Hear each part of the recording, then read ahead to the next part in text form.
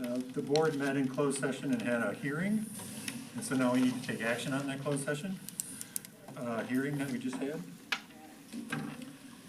Someone like to make a motion? Yes, the board had a hearing with Corey Ryan, and after hearing both sides, we choose to terminate Corey Ryan as a JV softball coach. Okay, so. a motion- Baseball coach, sorry. I've even got baseball written down. Motion by Bill. Somebody like the second? I'll second that. Second by Terry. Is there any further discussion? Do a roll call vote. Terry? Aye. Barb? Aye. Angie? Aye. Julie? Yes. Christie? Yes. Bill? And Adam says yes, so it's 7-0. Now, we can go to TPSS, Taking Positive Steps of Service Award. Yes. presentation. So first, let's see if Adonis Johnson is out there. Do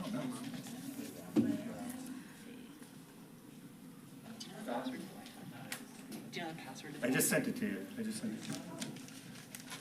So I would like to give a Taking Positive Steps for Service Award to Adonis Johnson and Donna Milne. Donna could not make it tonight, so I'll give you Donna's. Thank you. So Adonis and Donna are the pharmacists, are pharmacists here at Hometown Pharmacy, and have joined the district in helping provide vaccines for our students. We provided the location, they provided the vaccines, and the personnel to do it. The second vaccine clinic, we actually had our school nurses help. They have vaccinated, we'll have fully vaccinated. We have another clinic, the second part of a clinic coming up here at the end of this week. We'll have fully vaccinated 150 students, which is just amazing. So we couldn't have done it without that partnership with them. And obviously we can't reach out and pay them for doing that, but we can give them $100 grand. And you can give Donna $100 grand, but if you don't give it to her, I won't tell her. And honestly, anything you want to say? No, I just want to say thank you to the nurses and the staff at the school. They've been they were very, very helpful to us. We could not have vaccinated that many kids without their help, and they are just a tremendous staff, so thank you. Thank you.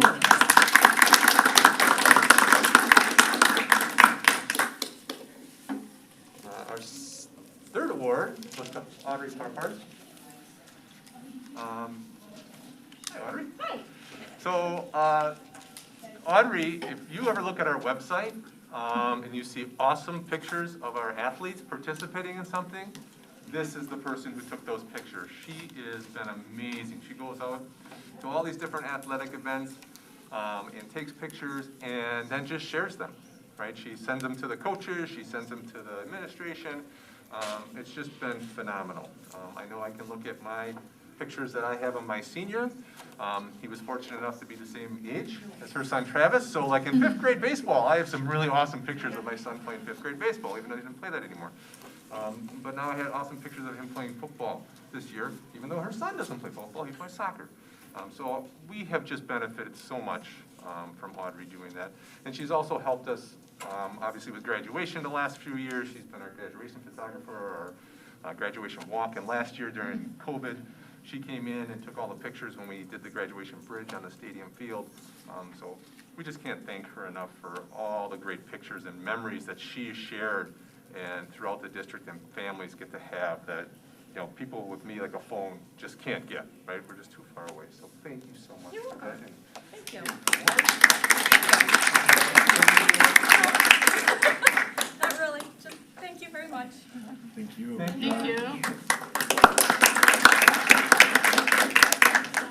And our last award goes to our student board member, Mr. Nicholas Trozek, who has sat on our board through one of our most difficult years ever.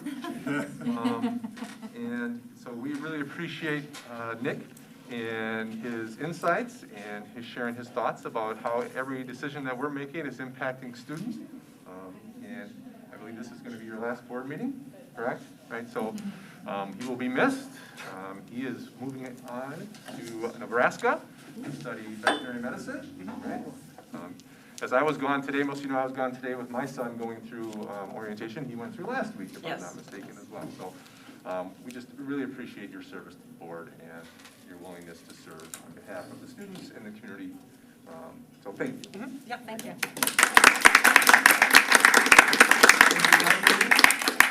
Not really, thank you. He's gonna speak. He's gonna speak later. You almost did. Do we have any presentations tonight? We don't. Okay. Public input.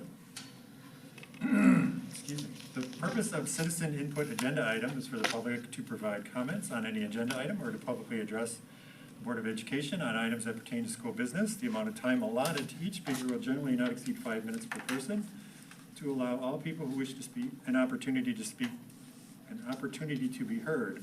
However, the president may modify the time limits at his or her discretion. If the speaker has questions for the board, they'll be duly noted and responses will be provided in an appropriate manner. But the board cannot respond to individual questions or individual comments as part of the public input agenda item. As an additional reminder, the board cannot take action on any item that is brought forth during the public input session or on any item that was not posted on the meeting agenda. Citizen input is an important part of the board meeting agenda, and the board appreciates hearing from the community on issues concerning them and our school district. So first, Vince has some public input he would like to give. Yeah. Those need to stay open. Yeah, both of those should be open before you start. And Mo, if anyone is out It's there. an open board meeting, so they gotta stay open. If anyone is out there that wants to speak, they could step inside here, so listen. Yeah, if anyone wants to speak. Listen, I'm space, they could. Yeah, well, we'll tell you when it's turn, but gotta step in and just listen. Okay. So, first of all, good evening. I want to take this opportunity to address some information that has been swirling around the community when it comes to equity. First and foremost, I'm thankful when people reach out and ask for information behind decisions, rather than assuming and then sharing what is not factual. I always appreciate the opportunity to answer questions that people may have. I really appreciate those who are willing to come in and meet and discuss these issues over the phone. This type of communication allows us to have a discussion in real time and ensure that I don't read things in the questions that are being asked and others don't read things into my responses. When I meet with people, I typically find that most people in Lodi agree on a lot more than they disagree on. Though sometimes it's easier to focus on these disagreements. So thanks for the opportunity for these discussions. The most important question of all the questions that I get is, what are we hoping to get out of staff training or work on equity? I will go back to the premise that we are a public school and we need to educate all of our students. We are responsible for all of them. We also know that Wisconsin has some of the biggest gaps in achievement between students of color and other students. In Lodi, we see some of those same issues. We also see gaps with students with disabilities and students who are not disabled. We see gaps between students who are economically disadvantaged compared to students who are not economically disadvantaged. We need to do something about those gaps. We need to have a better understanding of our students, the issues that are impeding their education, and the support we can put in place so our students can have success. Our work on equity is about helping students be successful. One of the first steps we can take is to ensure that our students feel like they belong and are valued in our district. That is the essence of the equity work we are doing here in Lodi. Equity is about addressing the needs that students have. I know in a recent article regarding Lodi, it was stated that this means equal outcomes for all. This is not the goal of the equity work in Lodi. It is more about making sure that students get what they need to be successful. It is providing students what they need, not the same. Equal is providing every student a wheelchair. Equity is giving a wheelchair to the kids who need it. Equal is providing a translator to everyone. Equity is providing a translator to our ESL students. Equal is saying we have a weight training class in summer school for boys and girls, and everyone should take part. When we realize girls aren't taking advantage of this opportunity, equity is creating a girls-only class to teach them the skills they need to be successful in the weight room, which then translate into them being willing to join the combination boys-girls classes in the summer. Equity is giving kids what they need. It is not taking things away from one to give to another. We are becoming a much more diverse school district with not a very diverse staff. Therefore, we continue to engage in discussions of how we can collectively create a sense of belonging for all of our students. This year, we had a discussion connected to windows and mirrors.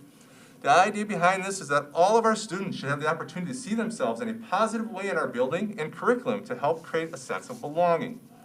For example, when we look at the posters on our walls or the books that we read, are we providing opportunities for our girls to see themselves in a positive way? Or is it mostly our male students? We need both. Also, Are our students of color allowed to see themselves represented in a positive way on our walls and in our resources? The message to staff around curriculum has been focused on creating a sense of belonging and positive reflection to all of our students. This seems simple, and I would really classify it as just good teaching. However, it is often overlooked unless you stop, pause, and really think about it. Not that a staff member would omit these opportunities on purpose, but we know what happens if we are not purposefully thinking about it in this way. The other narrative that I've heard floating around this was the superintendent going rogue and the board was unaware of this work. This is not accurate representation of the process that was followed this year. The board was fully aware and endorsed the work that has been done around equity. The administration shared information throughout the year and through committee meetings, board reports, and board trainings. After every professional development opportunity for staff in the area of equity, Dr. Carl shared information with the board during his board report. After every meeting, the group that chose to engage in a book study, Ms. Loken reported this information to the board during her board report. The entire board participated in professional development opportunity around equity in December of 2020. The board member who asked the question regarding equity at the last meeting sat in a meeting of interested staff who were reviewing information about what our staff saw as possible next step. Finally, if this is something the superintendent really wanted to hide, why would we do a 20-minute presentation at the beginning of a school board meeting before we talked about school reopening, which is guaranteed when the most people in this community will be watching a board meeting? In conclusion, the work that we do around equity benefits all of our students, regardless of their color, their religion, or their sexual orientation. We are preparing students to go out into a very diverse world where they're going to need the skills to address some very difficult problems 10 to 15 years from now with people from all around the world. What skills do we want our students to have? We are not doing our jobs if we do not prepare our students for this world. We need to be able to put themselves in, they need to be able to put themselves in others' shoes, understand the challenges others have had, and appreciate what diversity brings to the table.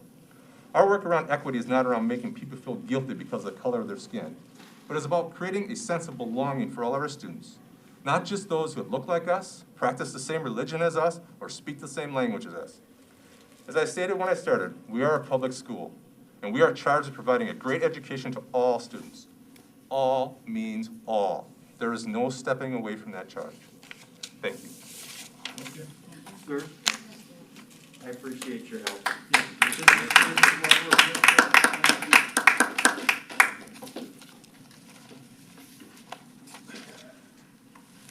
I'm gonna open the doors, because we need to have the doors open. Yeah. So it is a public meeting, and so we. They just are having a hard time Oh, hearing, yeah. you're having a hard time, yeah. Okay, you're listening. Oh, okay, that's fine. They're open. They can't hear through the masks.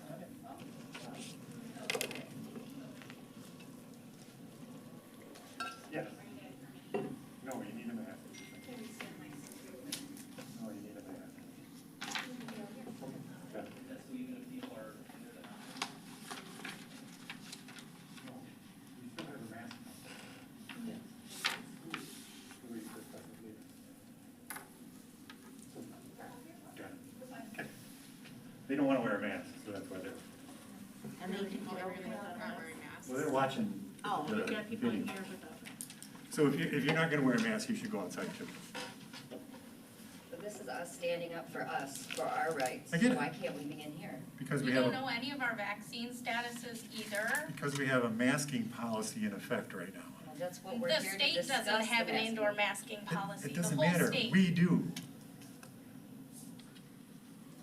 If you want to put a mask on, you can stay in. If you don't, then you need to go in the hallway out there. Is that wall's gonna save you? Yeah.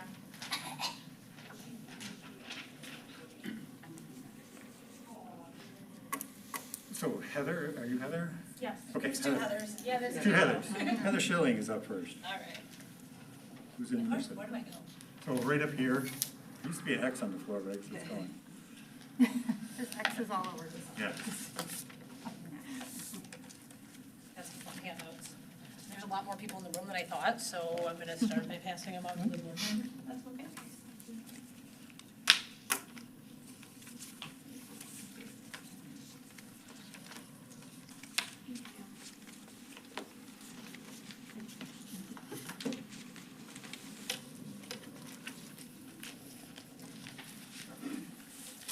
Okay.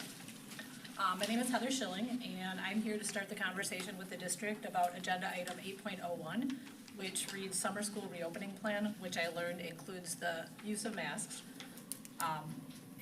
I didn't realize that there would be conversation about the equity program, otherwise I would have came with talking Heather, points. you need to talk louder. Okay.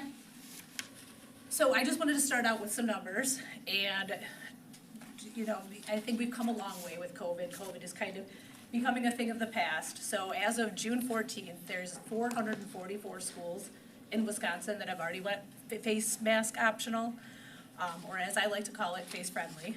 Of these, many are much larger districts like Eau Claire, Appleton, Waukesha, Wauwatosa, and Wapaka. And half of these schools have actually already removed the restrictions for summer school as well. So in total, this represents about over 500,000 enrolled kids that are now face friendly. Also, if you drive around or walk around Lodi, you'll notice that there are very few businesses that are requiring face masks, with, you know, the school having its own requirement. And you'll be hard pressed to find a place that requires face masks. There's a time and place for everything, and the time for masking restrictions has gone. According to the DHS, who is commonly cited as a guiding point for the school district of Lodi, the 7-day average new COVID case rate in Columbia County was at 610 was 0. Same thing with Sauk County, and even in Dane County, it was only 4. This is well below what case rates look like at COVID's peak. Further, the survival rate for children of all ages is almost 100%. And teachers that wanted vaccines now have them. As such, it is time to change our policies and do better for our kids. I've also talked to many parents, teachers, students, and all the like that have disturbing stories to share about long-term masking use and just the problems that they've had with them. One personal example was a friend's daughter who got to the bus stop, realized she didn't have a mask, ran back home and had an asthma attack. You know, she has asthma, yes, that's a pre-existing condition, but she also had an asthma attack at an after-school sport and was told to pull her mask back up. And she's not alone in this. You know, kids of all ages are sneaking breaks so they can breathe. This is sad, and we can do better. I'm asking to make mask wearing optional effective immediately. Science is in favor of this, parents are in favor of this, students are in favor of this, and many teachers I've talked to are in favor of this, but afraid to say so. Lodi has chosen to follow guidelines from the Department of Health and Services, but this is a guideline that is meant to be interpreted with facts, data, and critical thinking, some of which I just provided to you. The DHS is also the agency telling us that in Columbia County and surrounding counties, the total combined 7-day new case rate is 4. I just wanted to end this with a few questions to think about. Do we really want to mask our kids with medical conditions such as asthma, anxiety, and allergies? Should kids on the spectrum with sensory processing disorders have to suffer? Why are we not allowing kids religious exemptions for wearing masks when we allow them for vaccines? We can do better than this. The pamphlets that I handed out today show several medical conditions directly tied to long-term mask wearing. I encourage the board to add these to the agenda after the meeting so that anybody can look at them and reference the same materials you were given today. If the district would like to continue this policy of requiring masks, I ask that they consider these potential liabilities. I also know several parents that are willing to jump to more drastic measures to make sure their kids do not see another school year of masks. We know that enrollment is already down in Lodi, and I would hate to see more leave the district that they love in favor for a district that is face friendly. My ask is that Lodi do the right thing and make masks optional effective immediately. Thank you for your consideration. Thank you, Heather.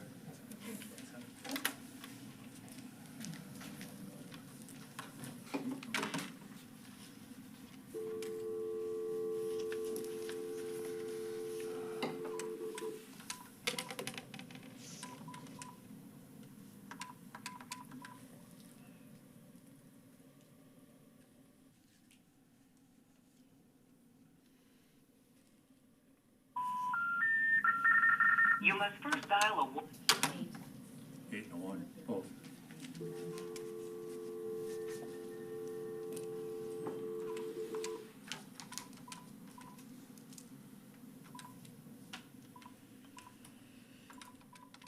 We got rid of long distance.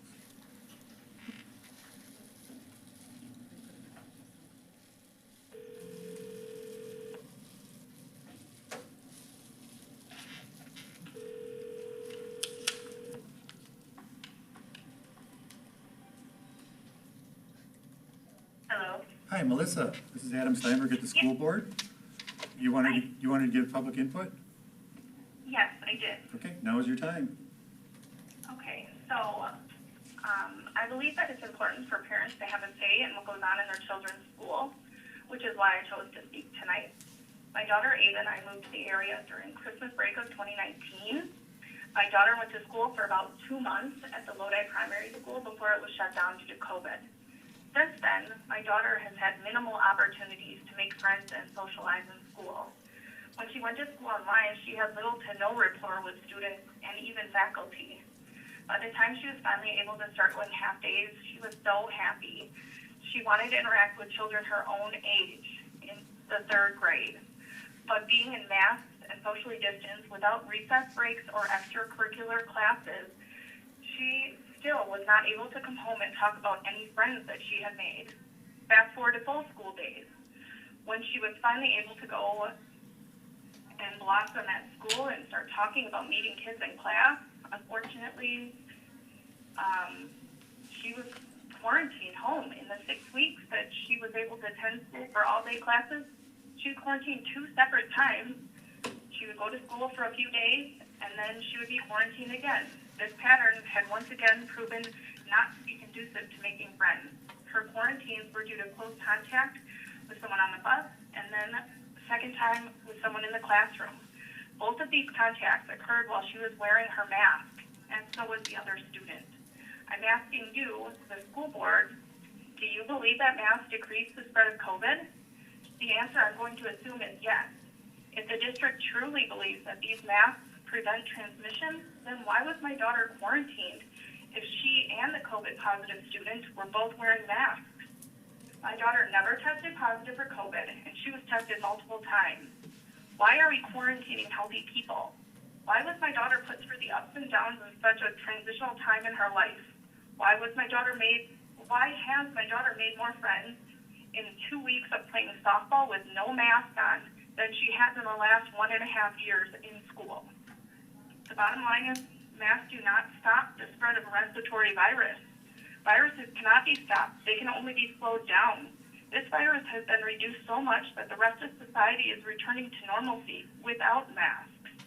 There are multiple reports in the state that COVID doesn't affect children the way it affects adults, and therefore there are far fewer cases in children. I certainly have not heard of numerous reports of deaths in children, and those that do occur are statistical anomalies. This needs to stop. We need to stop indoctrinating our children into thinking that masks are going to prevent them from getting sick. We need to unmask our kids. Face coverings do reduce the respiratory efficiency, and there are studies that show that restricting oxygen can be detrimental to one's health. Those are the ones we need to be looking at, those studies. We need to move forward and stop being afraid and instilling fear into our children. If parents want to mask their children, great, but mask should be a choice, not a requirement.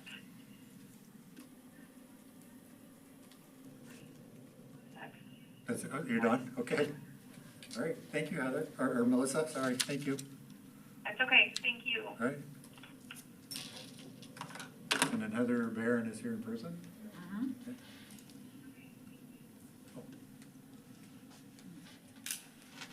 Hi again. Hello, Heather. I am here because I think the mandatory mask on Lodi School property needs to be changed. I don't have any stats for you this time. The last time I shared stats and articles to you saying that kids do not need to be masked up, schools should be open, etc. The response I got was, you can find articles and stats to fit any agenda. We also kept hearing from Vince that we are following the science and following Dane County. So if that is the case, then I'm guessing the decision should be an easy one tonight, since you can pretty much go anywhere in Dane County right now, and businesses are not requiring masks. COVID numbers are down, and the vaccination is available. But just in case you need more convincing, I thought it was absolutely ridiculous last week when my son walked out of BFS pretty much getting waterboarded because his mask was so wet from working out in the weight room and in the 90-degree humid weather. Again, if people want to wear them, great, but stop requiring them. I would like to say that I have personally noticed that the world just seems happier in general with no masks. Isn't it wonderful to see smiles again? And if not smiles, at least we can guess what people's moods are by seeing their entire face. We We actually have had best of both worlds right now, except in our own school, of course. People can wear masks if they want, or they can choose not to, except in the Lodi School buildings. Everywhere else you go, people are free to choose what they want to do. Wouldn't that be nice if our school district's environment felt that good? After all this time, with all that we have learned of COVID, the only reason that you would keep requiring masks is for control. If you seriously feel better from controlling people instead of having common sense, then our district is in more trouble than I thought. Thank you. Thank you.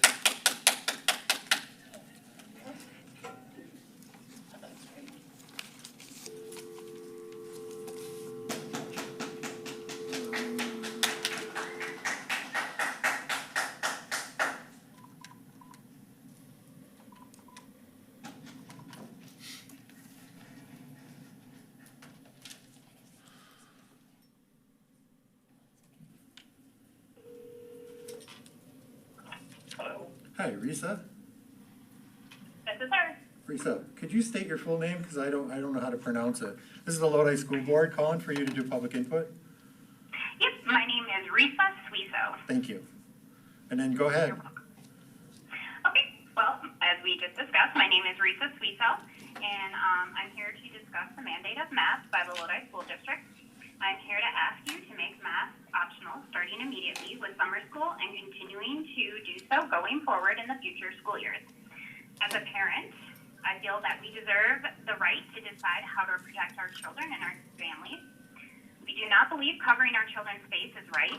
When we asked for an exemption from this unethical mandate, we were told that the face covering requirement that is currently in place is based on the recommendations of the CDC and the DHS, and they will not exempt their children from wearing masks for in-person learning.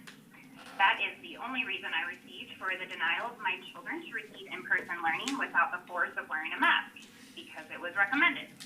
Our children did not handle online learning well academically, mentally, or emotionally, and I'm here to express that this is not acceptable. As elected officials who were voted by us, we personally have entrusted you to represent us, not the CDC and DHS. Every parent should have a right to choose what is best for their own child. The CDC and DHS are untrusted. Their data contradicts their recommendations and makes absolutely no sense. You should have received a packet with charts and data. The second chart is information provided by the CDC. It shows that there has been 2,775,892 positive COVID cases for children between the ages of 5 and 17 years old in the United States. The third chart below it shows that the death count for children 5 through 17 in the U.S. is 301. We have no idea how many of these children had underlying health conditions, and we need to take that in consideration when making decisions. Based off those numbers, that means that the children have a 99.9998% chance of surviving COVID-19. That is almost guaranteed survival rate. Everyone agrees children are not at risk. As you can see from the chart, even healthy adults have very low risk. The highest and most at-risk people are those 75 years and up. But adults that want to be vaccinated have access to do so if they haven't chosen to already. If the vaccine is as great as they say it is, then they have nothing else to worry about, correct? Therefore, we should be able to eliminate the mask for children, no problem. Please turn to the last page in the packet I provided. I would like to point out the fact also that there are decades of meta-analysis of multiple randomized controlled trials, which, as you can see, is the highest level of scientific data. These studies conclude that masks are ineffective at preventing.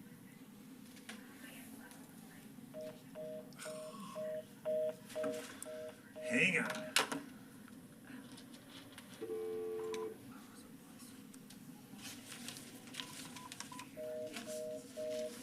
Probably have to wait a second. Is she able to continue talking? Yeah, or call her Yeah, back. definitely, yeah. We'll call her back. Just go back like 2 sentences or something.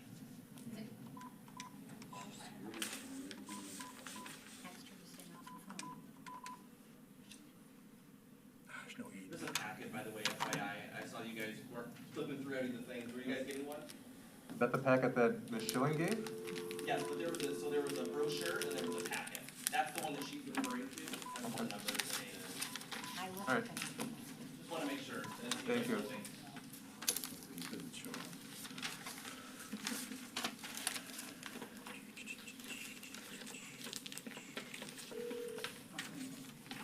is Risa. Yeah, hi, Risa. Continue where you got cut off there. Okay, I'm not exactly sure where that is. so Something I'll about just decades start of data. from- Decades of data. The last page. Gotcha. Okay, so if you turn to the last page in the packet I provided, I'd like to point out the fact that also there are decades of meta-analysis of multiple randomized controlled trials, which, as you can see, is the highest level of scientific data. These studies conclude that masks are ineffective at preventing transmission, which is why they have never recommended to use masks before this. But now all of a sudden they decided to just flip the script. Those arguing for masks are relying on low level of evidence, and none of these are able to counter the evidence, arguments, and risks of mask mandates.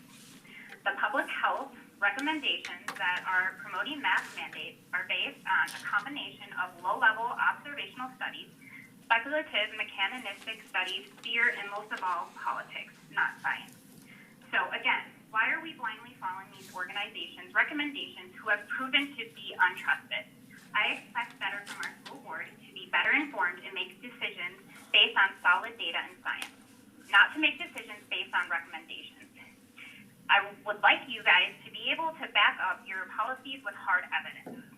I can promise you that we are watching and observing all you say and do. The mask mandates need to end, and I thank you for your time. Thank you. Jordan is there too, right? Same phone? He is, yep, 1 second. Hello? So, hi, Jordan. So please state your whole name and then go ahead and speak. Definitely. Well, good evening. My name is Jordan Suiso, and I am here to voice my concerns specifically with the mask mandates that have been in place in our schools following a pattern here. As with anything, I want to provide a good foundation of facts before I bring my feelings to this discussion. Based on the COVID-19 data from the Department of Health Services of Wisconsin, since the start of the pandemic to current, there have been 0 deaths in kids ages 0 to 9 and 3 deaths in kids ages 10 to 19. Now, of course, we don't know exactly if there was any pre-existing conditions of those kids. It doesn't state that. The total COVID cases to date in Wisconsin in kids ages 0 to 19, which is, I pulled that June 14, 2020 today, is 100,568. That means the survival rate in Wisconsin for kids at and under the age of 19 is 99.99997%. This data alone shows that kids have almost no fatal risks. The combination of high survival rate with kids with teacher vaccination allows a very safe and non-impactful environment. But we are still requiring kids to wear masks. When I asked Vince for an exemption for my kids to not wear a mask when attending in-person school, I was told that the reasonable accommodation for my kids not to wear masks would be virtual learning. When my kids were in virtual learning in the beginning of the year, they suffered academically as well as mentally and socially. For example, after parent-teacher conferences, one of our kids' teacher agreed and recommended a reading specialist to work one-on-one with our child due to the falling behind. Now, that was according to his teachers and grades. He is still behind yet today because of this pandemic and because of our virtual learning. I am not the only one that feels this way, as it appears when reading one of CNBC's articles titled, "Virtual School Resulted in Significant Academic Learning Loss." The article states, a majority of educators estimated their students are behind more than 3 months in their social emotional progress, Horace Mann Educators Corporation found. A survey in the article by Horace Mann Educators Corporation polled nearly 1,000 educators concerning students' academic progress versus prior years. The results were that 85% of students are behind at least 1 to 3 months, and here's this one, and some students are behind more than a year. This shows that virtual learning is not a reasonable accommodation and will only further hinder our children's education and learning opportunities. If we are going by the data, there is no reason we need to be enforcing such an unreasonable policy. We are depending on you as our representatives to be reviewing this readily available data on a regular basis and updating your policies based on that data, not based on opinions or agendas. As parents, we do not feel it is right to put masks on our children, yet you disregarded our concerns. You have broken trust with many parents, but you have a chance to make that right by allowing us the right to choose to mask or not mask our children based on data provided and our own personal convictions instead of taking that right from us. We are advising that you make masks optional, effective immediately. Thank you for your time. Thank you. And then on Google Meet, Monica, are you on Google Meet?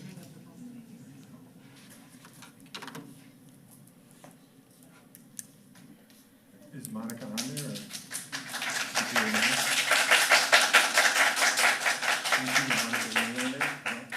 No, I see a Tanya, but that's it. Okay, so she's not on there.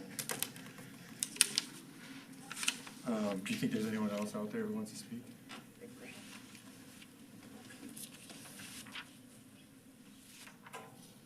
there anybody else that wanted to speak? I think that was there another speaker. Yeah, that's it. Okay, thank you. Anyone else in here want to do public input? Let's move on to the consent agenda items. So consent agenda items in this section will be adopted as a group unless a board member requests a specific item to be removed from consent agenda and addressed separately. We have the approval of the minutes from May 10th board meeting. We have vouchers, payroll checks, account payable checks, credit card payments. We have a football fundraiser request. We have fundraiser reports from the greenhouse plant sale and the art show for the oceans. We have no field trip requests. Under committee recommendations for approval, we have the esports charter and the co-curricular for esports. Under other, we have alternate fall season summary, elementary school OSC discipline report, primary school discipline report, and middle school discipline report, and the high school discipline report. Under resignations and retirements, we have a lot. So we have 7th grade math teacher, middle school social worker, assistant tennis coach, head coach boys soccer, assistant boys soccer coach, special education department chair, high school math teacher, math team coach, math high school department chair, math district chair, senior class advisor, high school administrative assistant, high school girls swim coach, early childhood teacher, girls basketball volunteer coach, robotics club advisor, leadership council two of them, doesn't make sense. 2 leadership councils, people, that didn't make sense either. 2 people who are doing leadership council are retiring, how about that? Spanish exchange program, high school library administrative assistant, link crew advisor, and primary school special education teacher. Under co-curricular, we have a lot. JV basketball coach, girls head basketball coach, softball assistant coach, link crew advisor, robotics club advisor, junior class advisor, senior class advisor, Spanish exchange program advisor, math team advisor, leadership council advisor, and there are 2 of those people, PBIS advisor, and there are 2 of those people. Nothing under community program crew, I think because it's down under the regular agenda. Under regular staff, we have a summer school admin assistant and contract tracer, 2 summer school teachers, middle school principal, high school Spanish teacher, summer school custodial, and there are 4 of those people, a K-12 ESL teacher, a middle school math teacher, high school administrative assistant, 6 through 12 student service coordinator, summer school substitute, LCAT project coordinator, and primary school special education teacher. Under personnel other, we have a request for leave without pay and a professional improvement reimbursement. I make a motion to approve the consent agenda as presented, with approval of Abby Balwick as primary school special education teacher, Michaela Lee as PBIS coach, and approval of the German exchange coordinator. Motion by Angie, Seconded. second by Terry. Is there any further discussion? Yeah, I have a discussion point. Sure. Just a question on this esports, so that I'm not a. So officially, you just asked the board. Huh? Officially ask to pull it, and we'll have Oh, a okay. discussion. I guess I'd like to pull it then, because I just have a couple of questions. about Does anybody else want esports. to pull anything else? Do you want to just amend your motion? I'll amend my motion. Can I say the whole motion again? Sure. I make a motion to approve the consent agenda as presented with approval of Abby Ballweg as primary school special education teacher, Michaela Lee as PBIS coach, and approval of the German exchange coordinator resignation, and to remove for discussion the esports. Okay. And I'll second that. Okay, so the motion is made by Angie and the second by Terry, and both were updated, and so everybody's in agreement. Any further discussion? All in favor say aye. Aye. Is anyone opposed? So that, all of that passes 7-0. So now let's talk about esports. Committee recommendation for approval is the esports proposal. Right, so that Yes. came from curriculum, probably? Came through curriculum, yes. Okay, Mhm. so the only question I had with looking at like esports, just, you know, you Google it or whatever, I mean, there's some violent game, I mean. Yeah, they don't. So all- Do we yeah. have policies coming that are gonna be like, or who decides what games are gonna be played on? That was my question, because There's we already a obviously. league in place among other schools, and all Okay. games have been rated, and all games have been approved, and they're all kid-safe. So it looks like the Wisconsin High School Esports Association. Yes. That we would be following their policies. Yes, 100%. Okay, so that was my biggest concern with Okay. that, is just who Yep. is monitoring or, It's a great question, and it did come up during the curriculum committee Right. discussion around that topic, Right. and Tyler was able to answer all of that, yeah. okay. Then we need to vote on that separately Yes. to approve it? Can I make a motion? I can make a motion. Yeah, go ahead. I'll make a motion to approve the esports proposal as written. A second. Motion by Angie and a second by Julie. Any further discussion? All in favor say aye. Aye. Anyone opposed? Passes 7-0. Down to the regular agenda, 801, 2020-2021 summer school opening plan. Yeah, so we have summer school started today. Since the last time we met, there has been some changes regarding recommendations with masking and different things from the CDC and across the state, as was referenced tonight with some people when they shared their thoughts regarding masking and other things. So I put together a document, just to kind of go through. There's a document there that kind of decisions that need to be made for summer school. The second document just kind of shares what's been put in place for the first day of summer school, which really follows the guidelines that this board has put in place. And as administration, we didn't feel that we could go outside the guideposts that our board has put in place. And then I also shared our current face covering requirement that you have approved. And I will walk through this decision document that has been shared. Again, as we move into summer school, we again remain committed to the health and safety of our students, families, and staff. That has always been our highest priority through COVID-19. Strict mitigation measures were not meant to be permanent in the areas represented. The areas below represent a possible phased transition towards a more typical learning environment. Many people want to see the mitigation measures loosened. Special considerations are necessary in a school setting since many students are ineligible for vaccinations. So I just share this background information, which kind of looks at both sides of this issue. All right, approximately 83% of our summer school students this summer are under the age of 11 and will not be eligible for vaccines until this fall. Public health organizations, CDC, Public Health, Madison, Dane County Department of Health Services strongly encourage schools to require face covering, maintain 3 feet of social distancing, isolate positive COVID cases, and quarantine close contacts. Columbia County Health recommends that the district follow the DHS guidelines. CDC indicates that fewer children have been sick with COVID-19 compared to adults. Children can be infected with the virus that causes COVID-19, can get sick from COVID-19, can spread it, but also can be asymptomatic and spread the virus. Most children with COVID-19 have mild symptoms or no symptoms at all.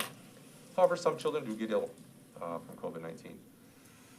According to our district's legal counsel, district is under no legal requirements at this point to follow face covering guidelines, contact tracing guidelines, or isolation quarantine of people who are deemed close contacts. Many schools are requiring face covering indoors for summer school, but many are not requiring that. Currently, as was mentioned, Columbia County and Dane County have the lowest COVID-19 cases per 100,000 for 2 weeks before the board asked me to start tracking that data in July of 2020. Students, however, are required to wear masks on a school bus. That is a federal mandate moving forward.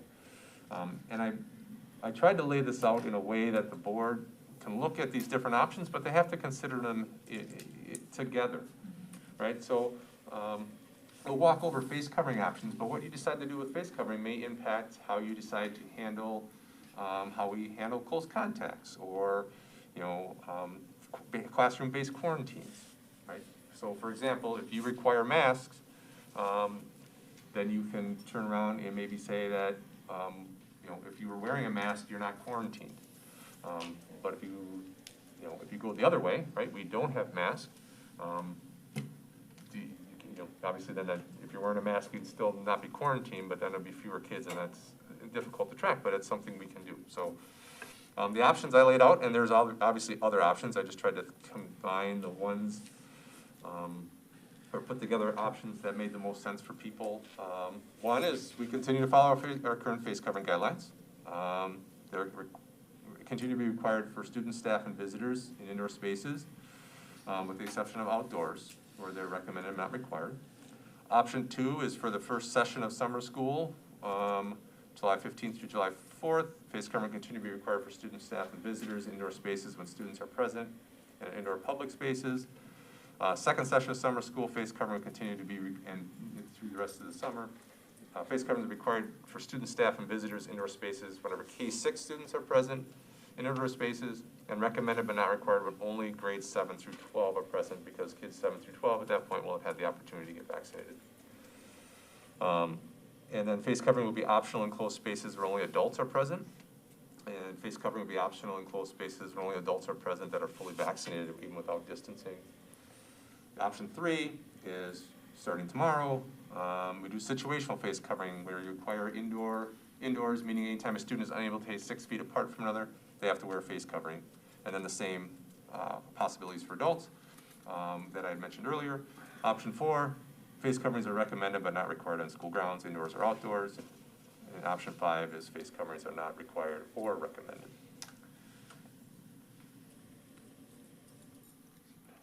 Does the board want me to read through this whole thing? I just have a question about that. We read through Okay, it. so- We read through it 6 times. And it is available to anyone who wants to read it, as in board docs. So the reason you had the dates in there, the 15th, that's the first session of summer. Well, first session of summer school started today. Today. So they are following our current guidelines. We're following kind of our capital conference guidelines with regards to outdoor masking. Sure. But our current guidelines, this board has a face covering guideline, so everybody's following it. And then the next session of summer school starts July 5th.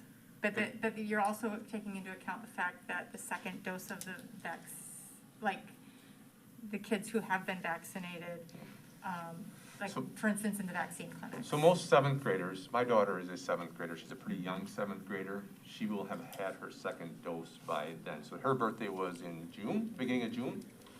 So she's a 7th grader, she's at the back end I of. was trying to remember when they were first available, so Yeah, it was mid-May or so. Yeah, So for our kids who were 12 and older, we did a vaccine clinic the last week of May, and we're doing our second one. They'll get their second dose this week. So we'll be fully vaccinated by the 4th of July. So that's a So cutoff. that's kind of That where makes sense from yeah. not only summer school, but also from Yeah. the vaccine eligibility and fully vaccinated students. Yeah, so I just wanted to lay out the options for the board, because again, the board can go as was shared. There are schools doing all sorts of different things. How many kids do we have in summer school? Approximately, ballparking. That's my summer school principal. About 500. 500, and so. But that also includes like BFS, so they Right, come right. in for just an hour, hour and a half. Right, and most of those classes are anywhere from 10 to 20 kids? Yep, Right around. we tried to cap it at 18 unless we had, Okay. to make as much distance as possible in between. If we had, there were a couple classes where we had enrollment higher, so then we moved them to a larger space. So there's space in between. It's not always 6 feet, but it's definitely 3. So, sorry.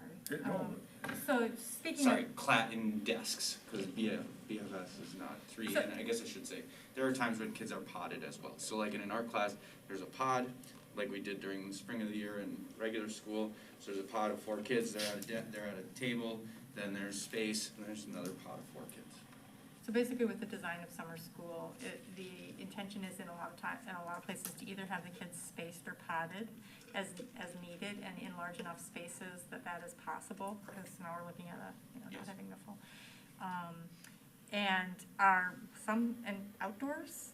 Yep. Strictly outdoors? So we have like soccer, we have tennis, things of that nature, so they're initially just meeting inside to take attendance, and then they go outside to tennis courts, to soccer field. But things that are more indoors would be, like, well, I know in the past there's been like cooking and like Yep. more things like, and Yep.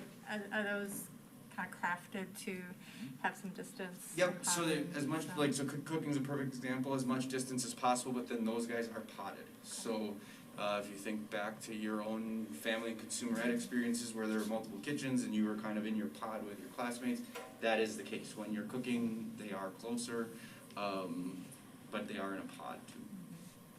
And this is 2 buildings, high school and primary building? Primary for 4K and K, and then 1st through 12 in high school.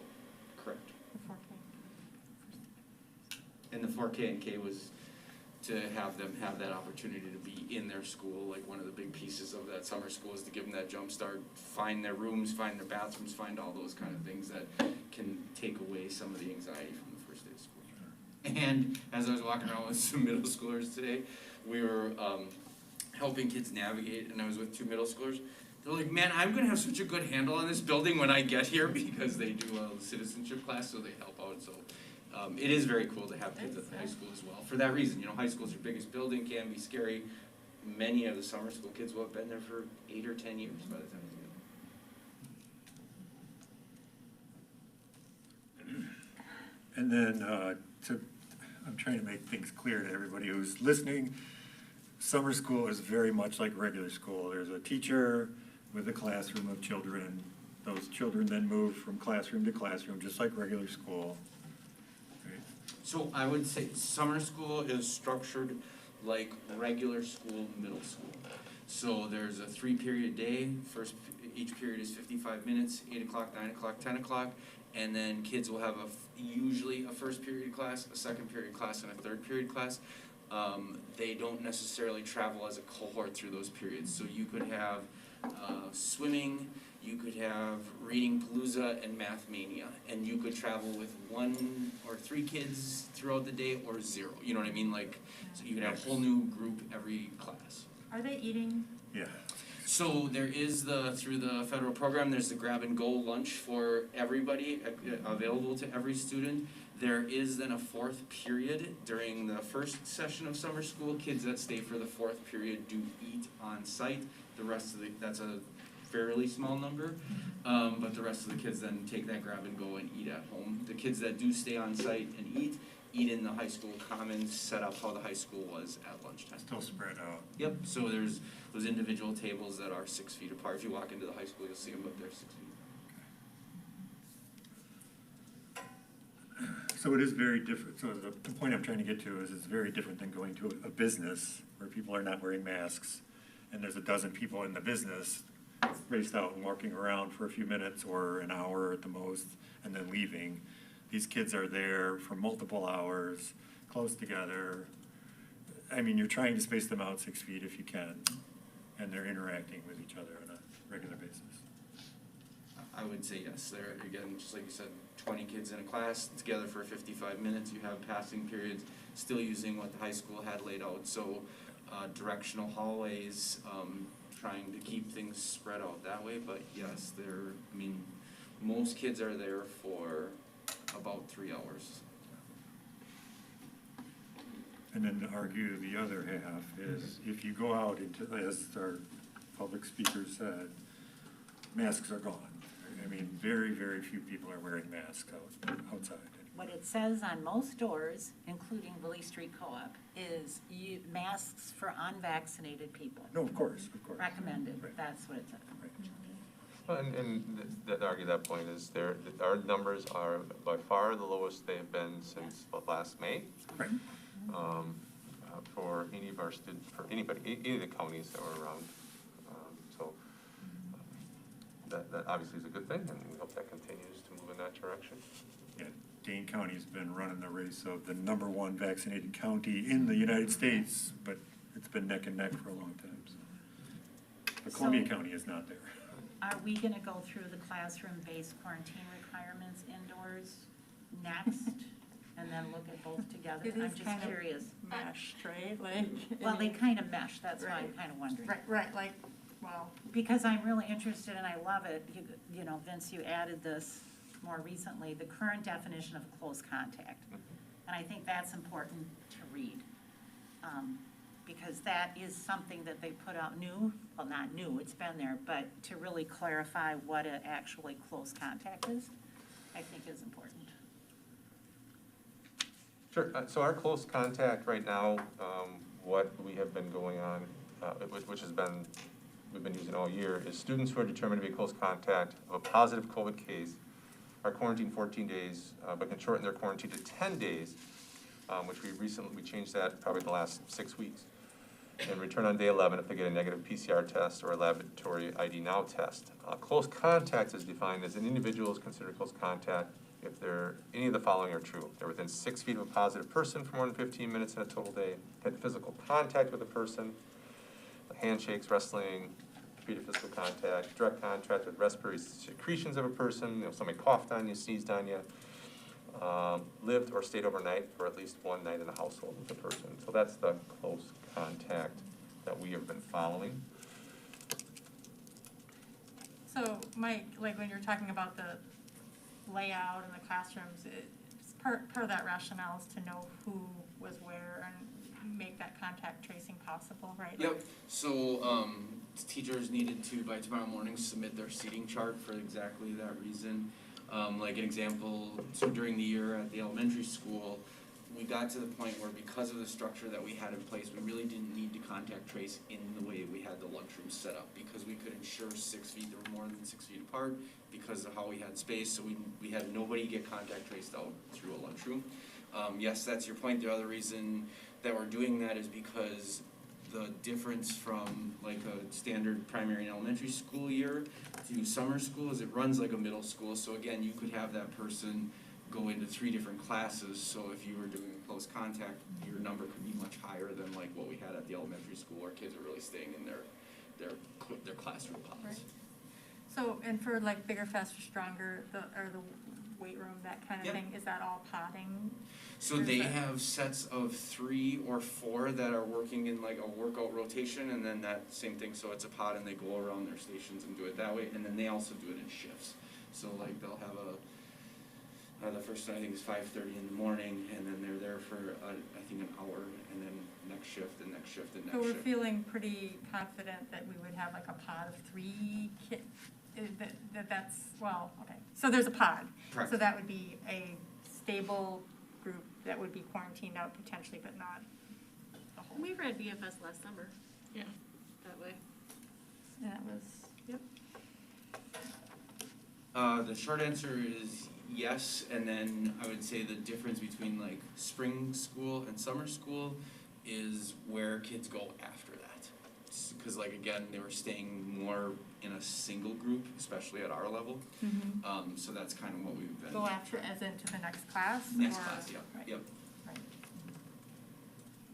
Because if we ran like the elementary school, they would have like one Yeah. class for 2 weeks. But you have a seating chart and knowledge We of do. each classroom? Yep.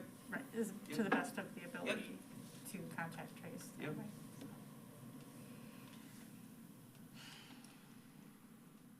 Adam? Yeah. When does second round of summer school start? Right after the 4th of July.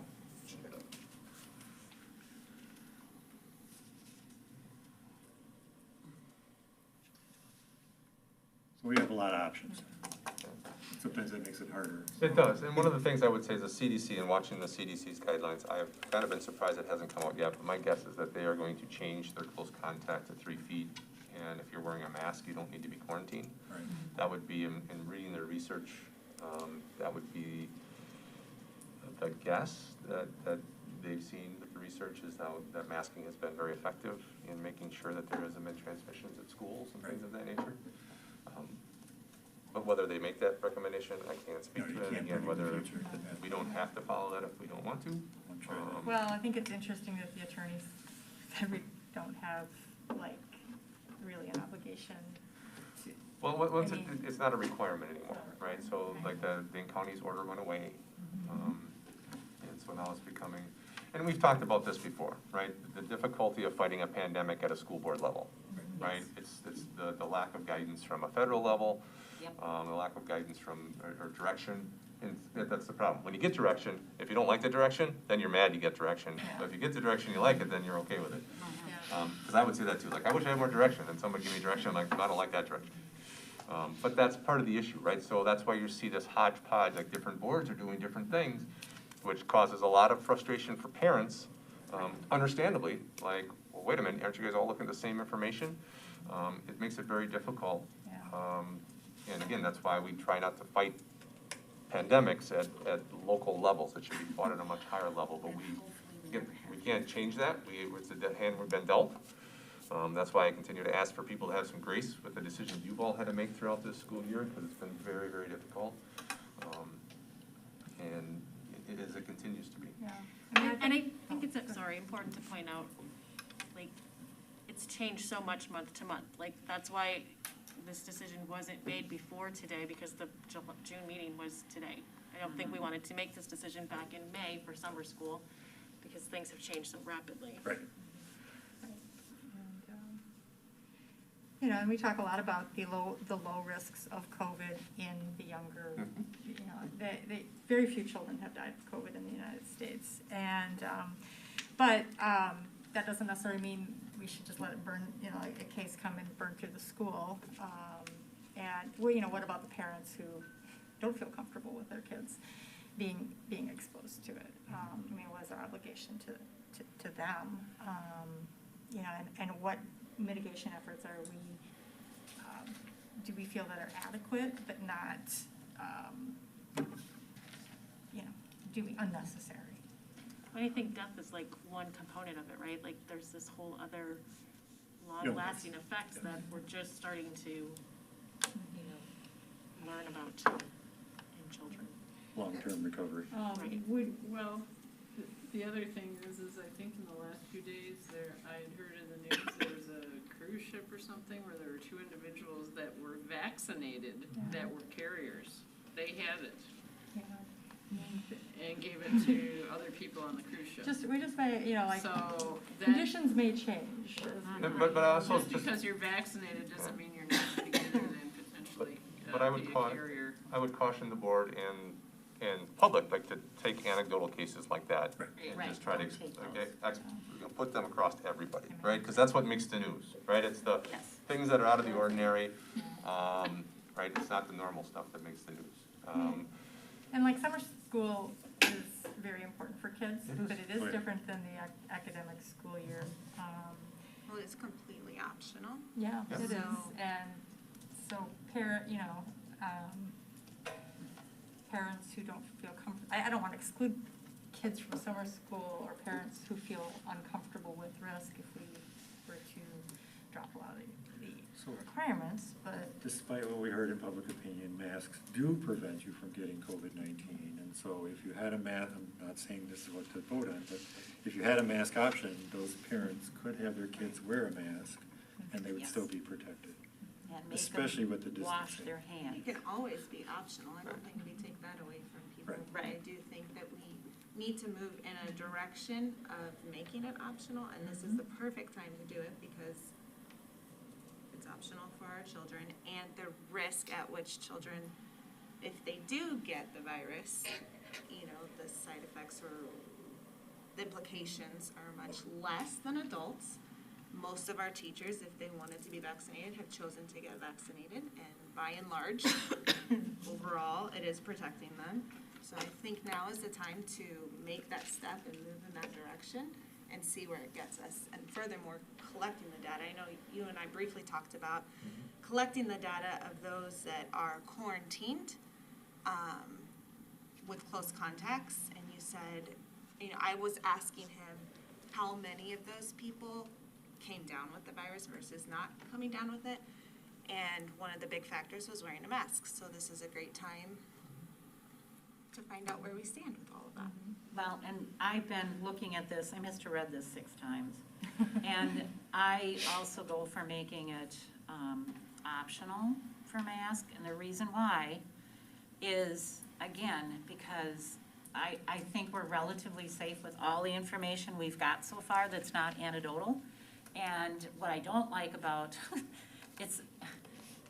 I don't feel that masks are, everybody did the best they could with what they had when this first started. But what we know now I don't really believe that masks are causing that much problems.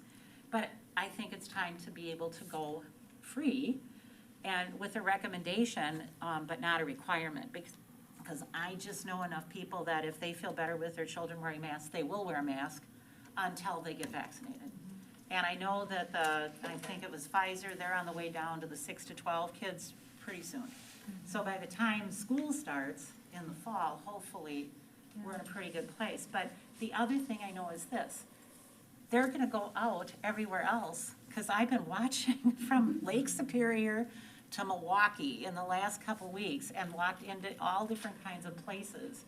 And what it says, if you're fully vaccinated, you don't have to wear a mask. Otherwise, a mask is recommended. And then what I really like is option 2 for the quarantine. And actually, I think it was option 3 is option 2 with, like Vince said, they're moving toward the 3 feet versus 6 feet. And our problem as a board is we don't get to meet again until July. So, I mean, I think we can look at that as we see it coming. Yeah, So that's where, I'm looking at, yes, it's our options, but it's also, and, June 15th to August 31st, you've got that, it also says on the bottom that administration can always move in whatever direction it needs to with things that happen. Yeah, thanks for bringing that up, Chair, because I just want to make that clear, right? Again, the board can say, no, Vince, you can't do that, but Right. my feeling is that the administration at any time has to be able to say, we have an outbreak of COVID cases in this classroom or in this school, we need to go back and change this, and then I bring that back to the board. I don't want to do that, I hope we don't have to do that, but we need to be more nimble when we're talking about health and safety, right? We don't have to be quite as nimble as we take safety precautions off, but when we put them on, right?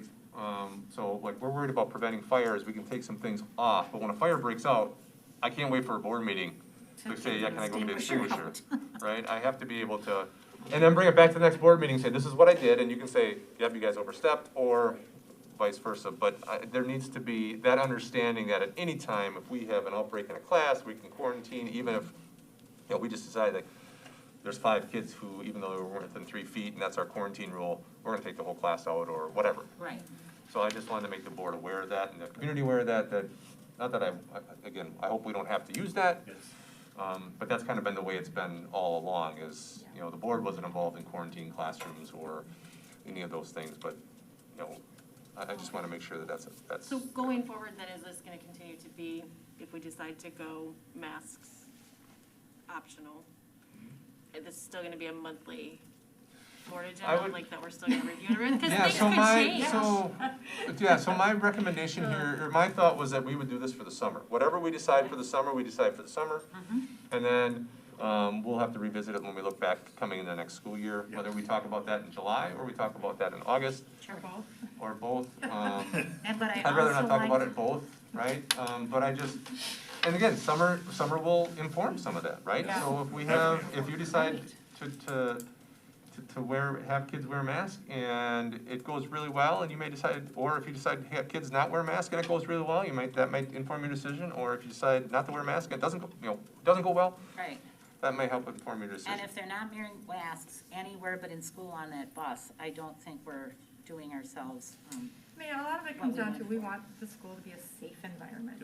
Whatever's happened around, I mean, we have to look, is it safe at the school, or is it as safe as we can reasonably make it? I mean, obviously, Nothing is 100% safe. The other thing I want to point out is in option number 2 for quarantine, you are not going to get quarantined if close contact was masked or vaccinated.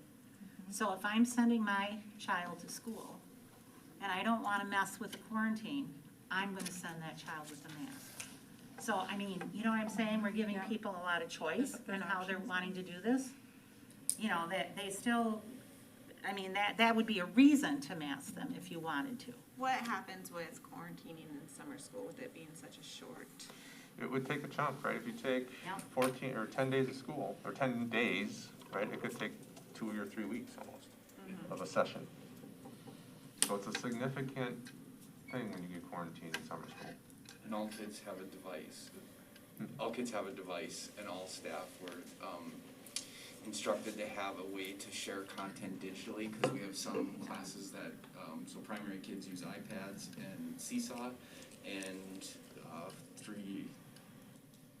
outgoing 3, so incoming 4 through 12 use Chromebooks and Google Classroom. So we had some kids that straddle those two, so that the teacher couldn't have 2 platforms, 2 devices. So then it was creating an email group with, you know, being able to push content out. It was, you know, sharing, there's a couple different ways. The most common is Seesaw, Google Classroom, and then like email group, so that if somebody's quarantined, they can access it. So like Carter's fishing all 3 hours this session. So obviously he wouldn't be doing anything if that teacher's class got quarantined. Are we still paying that teacher? So we would still try to put out like content. Some of them get a little bit harder than others. I won't concede. But like it might be kind of like how we did PE then too. Is so you could still fish, you know, like whatever your family is doing, you know, is doing. Like so then you could report, you could journal, you could talk about, because there is still content that like that they're teaching, and it's just a very hands-on application of it. So I would say that there would still be some interaction, there would definitely be instruction, I would hope there would still be learning. It definitely makes it hard. Makes it hard. Yeah, without question. Yeah. Especially in like fishing as an example. Sure. Yep. Personal experience, and just to bring some realness into this, with my son, he came home today, and well, when I dropped him off, he's like, I hope we go to Lake Wisconsin. I said, Bud, you are not going to Lake Wisconsin. You're probably gonna go in the back of the school in a little pool. I didn't tell him that, but I was thinking that. He comes home today. I picked him up and he goes, we're going to this lake and this lake. I mean, he was over the moon and the most excited that I've seen him in a very long time, because it's just been a real year. It's just been hard. And my mama heart was just bursting, because I thought, oh, I'm so glad I'm making this sacrifice, because it is a sacrifice to take them to summer school every single day with my schedule. But if he gets quarantined out of that, it will be devastating for his emotional health. And if he's perfectly healthy within that time frame, that's just hard. That's hard to walk through. And I understand it's a virus. I understand not wanting to spread things and not wanting people to get sick. However, the rate in which children get it or spread it, I really feel like we're in a position to not quarantine anymore, and to take that risk and to allow the healthy kids to stay within their pods or their groups or whatever and continue living life, just for what it's worth. And just to follow up on the data you requested earlier today, Christy, because I was gone most of the day. I know. So I got it back from our school nurse. So since January 19th, so since we brought the kids back into a blended, we've had 283 school bus / close contacts. And we've had a total of 107 cases reported in the district. We have 11 confirmed cases of that we feel that the transmission happened here at school. We can never guarantee that. Sure.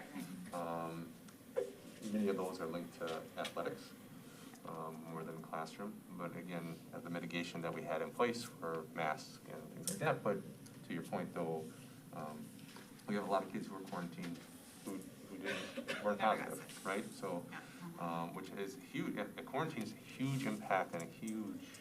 One of the reasons why we did what we did in the fall was some of the discussion that was talked. One parent, like, my kid was here, and then all of a sudden they're out, and they're in, and that was one of the concerns we had in the fall, was just how much we would be jerking kids in and out, and how, if our instruction was based in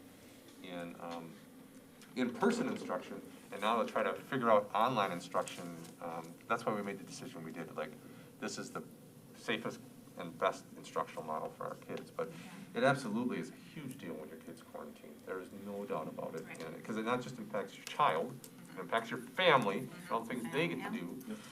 Our jobs. Or if they, and that's if people follow that, right? There's some people Sure. who aren't following those quarantines either, right? They'll quarantine their kid from school, but then they're hanging out with other kids outside of school. And they're not quarantined. And obviously that's something we can control. Sorry, go ahead, I was Angie. just gonna say, well, if you're talking about the potting, the spacing, the potentially changing the definition of close contact to 3 feet versus 6 feet, rather than eliminating quarantine at all. I mean, I get the feeling we would have a lot less quarantining if we, by the nature of summer school being able to spread out, masking on the buses. So if we were not quarantining, if you are masked, vaccinated, or within 3 feet, I feel like there would be A lot less a quarantine. lot less quarantining. And also a lot of opportunities to not be quarantined by individuals who are vaccinated or masked. An option too for outdoor based is to not quarantine or just, wait a minute. The district will not quarantine anyone who is just a close contact outdoors. So that takes care of fishing and soccer and, so I mean, that takes Well, care of a lot of if stuff. like the bus, like for fishing, it would be like the bus and the. But on the bus, they And have they're to masked wear on the masks bus, because so- that's a federal mandate. I guess I'm There's saying like, only- rather than not having quarantining at all, but we're trying to prevent quarantining as well as transmission. I think it would be a lot less. Right. If we. I'm looking all around. Oh, sorry, you guys I'm should not have interested. interjected, but if you want me to, I can share I'm about interested fishing. in So what you- fishing is 7 kids. The chance of, like, we have enough space. They were in the LGI at the high school today.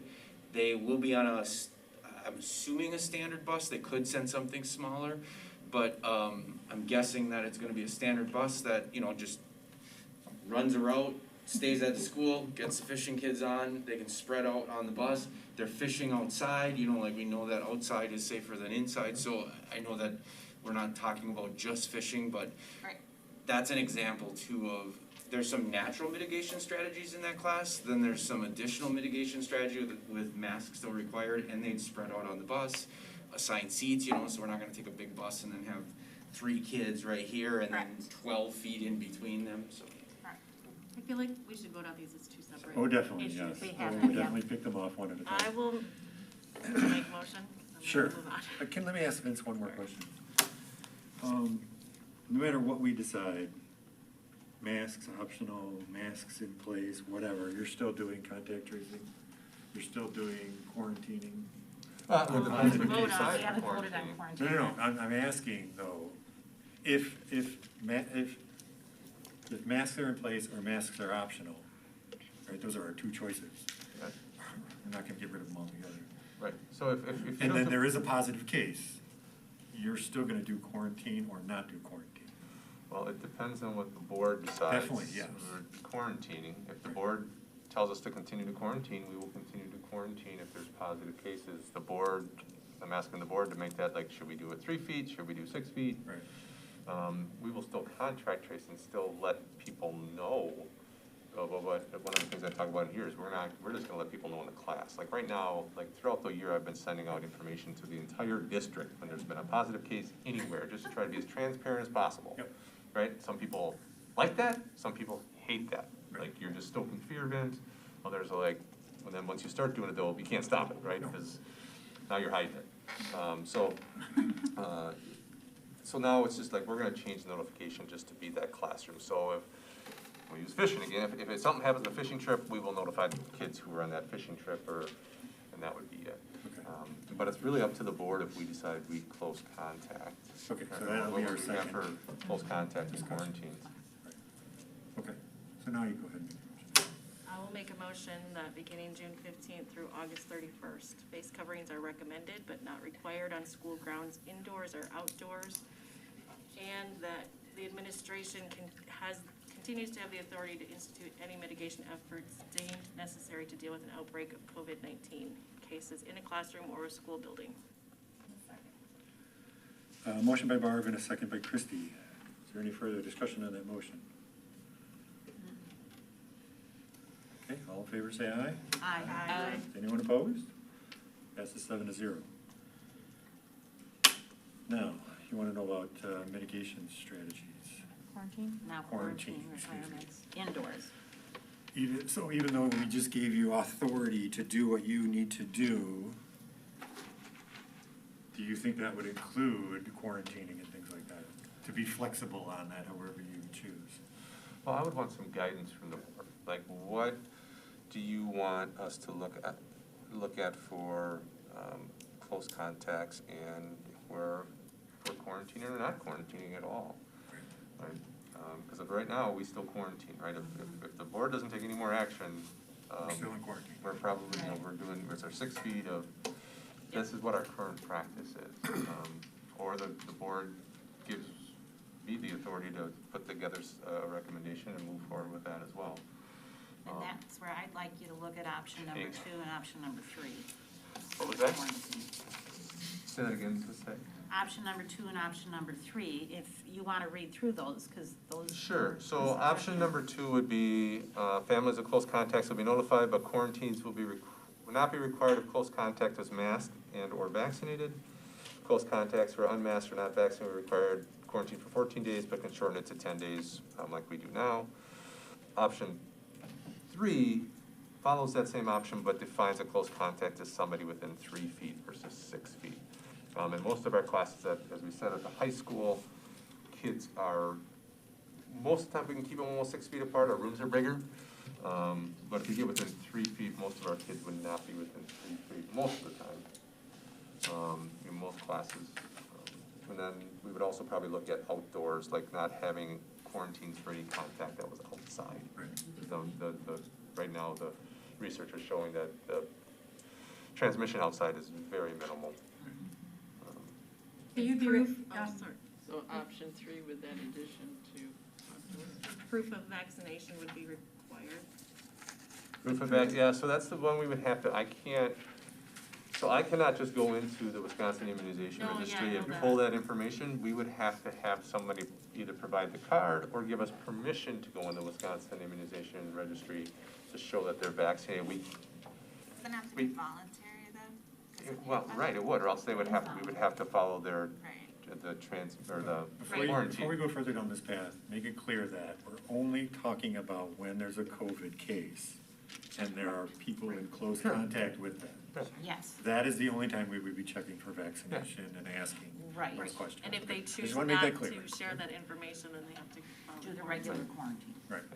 Yeah, that's the only reason we're looking at it here. We're Okay. not, we have the time, we don't have the time to be digging into everybody's vaccination status. No, I just want to make that clear. Nor the desire, right? Yeah, nor the desire. It's just about whether they would be quarantined or not by having a close contact With a case of with COVID-19. with a known positive case of COVID, not. It's that current definition of a close contact is what you're looking at, only it's gonna be 3 feet instead of 6 feet. If we go with It option sounds like number you're making a motion. So yeah, Terry, sounds like you're making a motion. Oh, I've never done this before, so And I'm gonna add try to say it outdoors, right. add outdoors. Okay, so I make a motion that we go with option number 3, which will be families of close contacts will be notified, but quarantine will be, this is for indoors, will not be required if close contact was masked or are vaccinated. Close contacts who are unmasked or not vaccinated will be quarantined for 14 days, but can shorten their quarantine to 10 days and return to school day, on school day number 11 if they get a negative PCR test or a laboratory-based ID Now test, the nuclear acid amplification test, on day 7 to 9 of quarantine. Symptoms monitoring should be completed for at least 14 days. COVID test results must be shared with the district, and we will use close contact as 3 feet versus 6. And also, close contact is defined as an individual is considered a close contact of a COVID-19 positive person if any of the following is true. We're within 3 feet of a positive person for more than 15 minutes total in a day, had physical contact with that person more than incidental handshake, wrestling, repeated physical contact, had direct contact with the respiratory secretions of that person from coughing, sneezing, contact with dirty tissue, shared drinking glass, food, or other personal items. lives with or stayed overnight for at least one night in a household with that person. And I make a motion that that would be our indoor quarantine.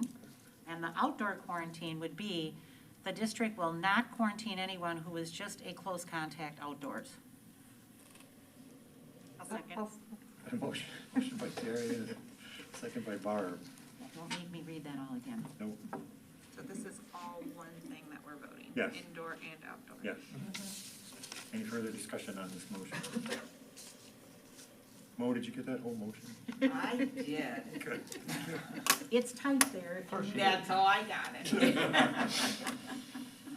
Okay. Now we're on to the athletics, so we didn't. All in favor, all in favor, say aye. Aye. Anyone opposed? I'm sorry, I do. You're an aye? I'm an None? oppose. You're opposed? Okay. I would, if I can state, I would just rather no quarantining altogether. Okay. But I understand what you're saying. So, everybody else said aye? Yes. 6-1, that is now passed. Is that it for this motion, or for this particular agenda item? Now what? Well, yeah, I would We think have so, 'cause. athletics. Athletics, Well, got it. yeah, athletics, I would do that, you know, and I would, again, probably look at your option 2, where you were gonna follow your, I think we covered. you really covered it, right? Yeah, You I don't think really have to we make a covered vote on it, since you're already doing, indoor is recommended but not required, and outdoor we're not requiring it, then Right. it takes that, because unless you wanna do something separate from athletics. So does this include, like, you guys working here and employees working within the school, like us right now? This is a district-wide policy, so. Yes, this I supersedes. said I She said started on it the tomorrow. 15th. Sorry. Oh, on the 15th. Really? So we have to midnight. We're not And saying here that till midnight quick. to ceremoniously take off our mask. I'm not. You didn't say it like automatic. I thought it I'm was automatic. sorry. Can you go back through the minutes? Sorry, my mask during the meeting. Then that should be it. Thank you. 8.02, 2021-2022 academic support discussion action.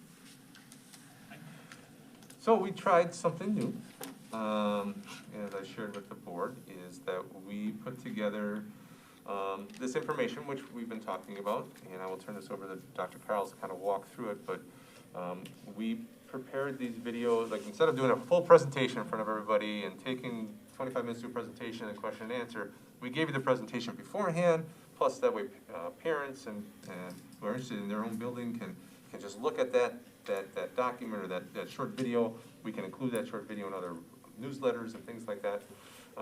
And then it just provides more time for question and answers we'll have. So maybe I'll just turn it over to Dr. Carls. Yeah, and if you're wondering why some of the principals in their videos are speaking so fast, it's because I told them they only had 5 minutes for the video. That's for your benefit, board. I knew that you had a number of them that you'd have to be looking through, but I thought they did a great job. Amy, you might have went over a little bit. I know I did. gentleman I'm went usually over the for sure. shortest talker, but. But this line item, you guys, this was born out of a conversation with the curriculum committee of the board. We were discussing how we plan to further support students next school year who experienced struggle due to what was going on with COVID this school year. And they asked us to bring this information to the full board, which we thought was a great idea. So during the conversation, I was sharing with the curriculum committee how we were already reviewing internal data this spring to plan for the upcoming school year and leverage our MTSS system, or our multi-tiered systems of support structures that we have currently in the school district. This is the work that the district was doing for years to build these structures into each building, which we now get to leverage even further to support students as we go into next school year. So what is MTSS? MTSS means all students get access to a high-quality, standards-aligned instruction. They get that at a core level, your core class that you get. I have a student who is entering into first grade next year, and he is going to, with all of his peers, get a high-quality Tier 1 instruction. But beyond that, and this is work that has been happening in years prior, is every building has a block of time built into their day for students to receive and get access to a differentiated level of instruction and support based on their needs that teachers either see in the classroom or based on some of the academic data that we've gathered. So it looks different maybe at the primary school and elementary school than it would at, let's say, the high school level. When I was in high school, for example, and I took a course, and let's say I struggled with a unit within that course. Maybe I was taking Algebra 2 at the time. We don't do Algebra 2 anymore. We do integrated math. But I would have to hope that that teacher would be able to meet with me maybe during their prep, if I could get access to them, or after school or before school to get some additional support. At the high school right now, we have a block of time where we use a program called FlexiSchedule, where a teacher can request a student, or a student can request a teacher to get some additional support. So looking at students that we may be able to use like that block right away, right when we start school next school year, at the high school and at every level, to be responsive to the data that we're seeing. Also, with the multi-tiered systems of support, we kind of have, I would call it a triple dip. We have some students who could use even more support beyond that, and that's where we do a targeted, research-based intervention with some progress monitoring that one of our specialists or one of our highly trained educators would deliver. The benefit of doing all of that planning, looking at all of that data now, right here in the spring, in preparation to hit the ground running for next school year, is we can identify where traditionally we've been really strong in our multi-tiered systems of support and where we need to beef it up a little bit. So we've identified already some trainings we're going to do with educators this summer. So we're going to be doing for educators, it's an optional training this summer for our primary, our elementary school, and our middle school to get trained in an intervention called a level literacy intervention. Also at the primary level, we have some educators that will be trained in the RISE intervention. All of these things to, again, support students as we run into next school year. I'm not going to talk too much. That was the purpose of the videos, but I'll kick it over to you if you have questions about things going on in specific buildings or our data. I think Joe had talked about having a study hall also at the middle school. That's different than like the RTA? Yeah. And that's new, right? Great question. So one of the things that the middle school did this year is, and perhaps actually Tiffany could speak to this a little bit, she was part of the planning committee for their schedule revamp, so I'll let you. Yeah, so we met throughout the course of this whole year just to try and look at how we could better. We didn't feel like we were transitioning really nicely from 5th grade into 6th in terms of continuing. If a student was getting interventions, we wanted to make sure that they would continue to get that as soon as they got to 6th grade. And we were struggling with the structure of the schedule to make that work. So as a team, we sat down and looked at how can we make sure that we have our top 3 things. Our top 3 things were an intervention time period, a homeroom time so we could continue with that social emotional learning focus, and then also some type of additional time for kids that needed maybe some of the tier 2, tier 3 things that Nick was talking about. But the other big need at the middle school was math instruction. So we wanted to be able to, language arts has always kind of had 2 blocks during the day, so they have about 90 minutes during the day. And math has just had the 1 period historically, like 44 minutes. So we wanted to be able to find a way to expand math to at least 60 minutes. So now put all of those things into a basket and then figure out how to make all of that work. The guided study kind of came out of those 2 needs, so we needed to expand math, and the only way we could do that is if we had another class in here somewhere. But we also needed additional time for some of those tier 3, and especially coming into this next year, time that we could address the needs of all kids and improving all kids' score, all kids' skills, not just kids that needed tier 2 or tier 3 intervention. So all of those factors together kind of play into this new schedule at the middle school. Okay. Sounds good. Thank you. Any other questions? I just had a comment about the format. I really enjoyed the videos. And it was great for us to use time prior to the meeting to watch those and that people have access to them. However, I think it's important for us to have the hard copy, like a PDF of the slides, because like if I wanted to refer back to like what Mike said, I'm like, I don't know, he said it somewhere in the middle of the video. But I'm a very like paper kind of person.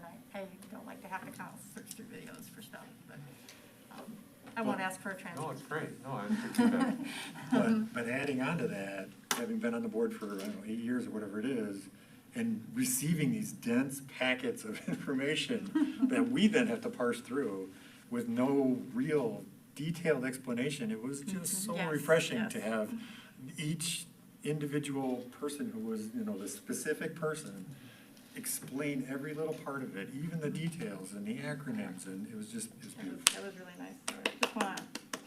I want all, the best of all possible worlds. Yes, no, and so to have the thing there would be even great, yeah. Well, and we appreciate the feedback, because again, it's something we try to do, and again, one of the things we talk about all the times with everything that's happened COVID, what things are we gonna take away that we are gonna embrace and continue to do? And obviously, we've been using a lot more video and putting together those videos for things, and so that's something that we wanna continue to do at times for the board.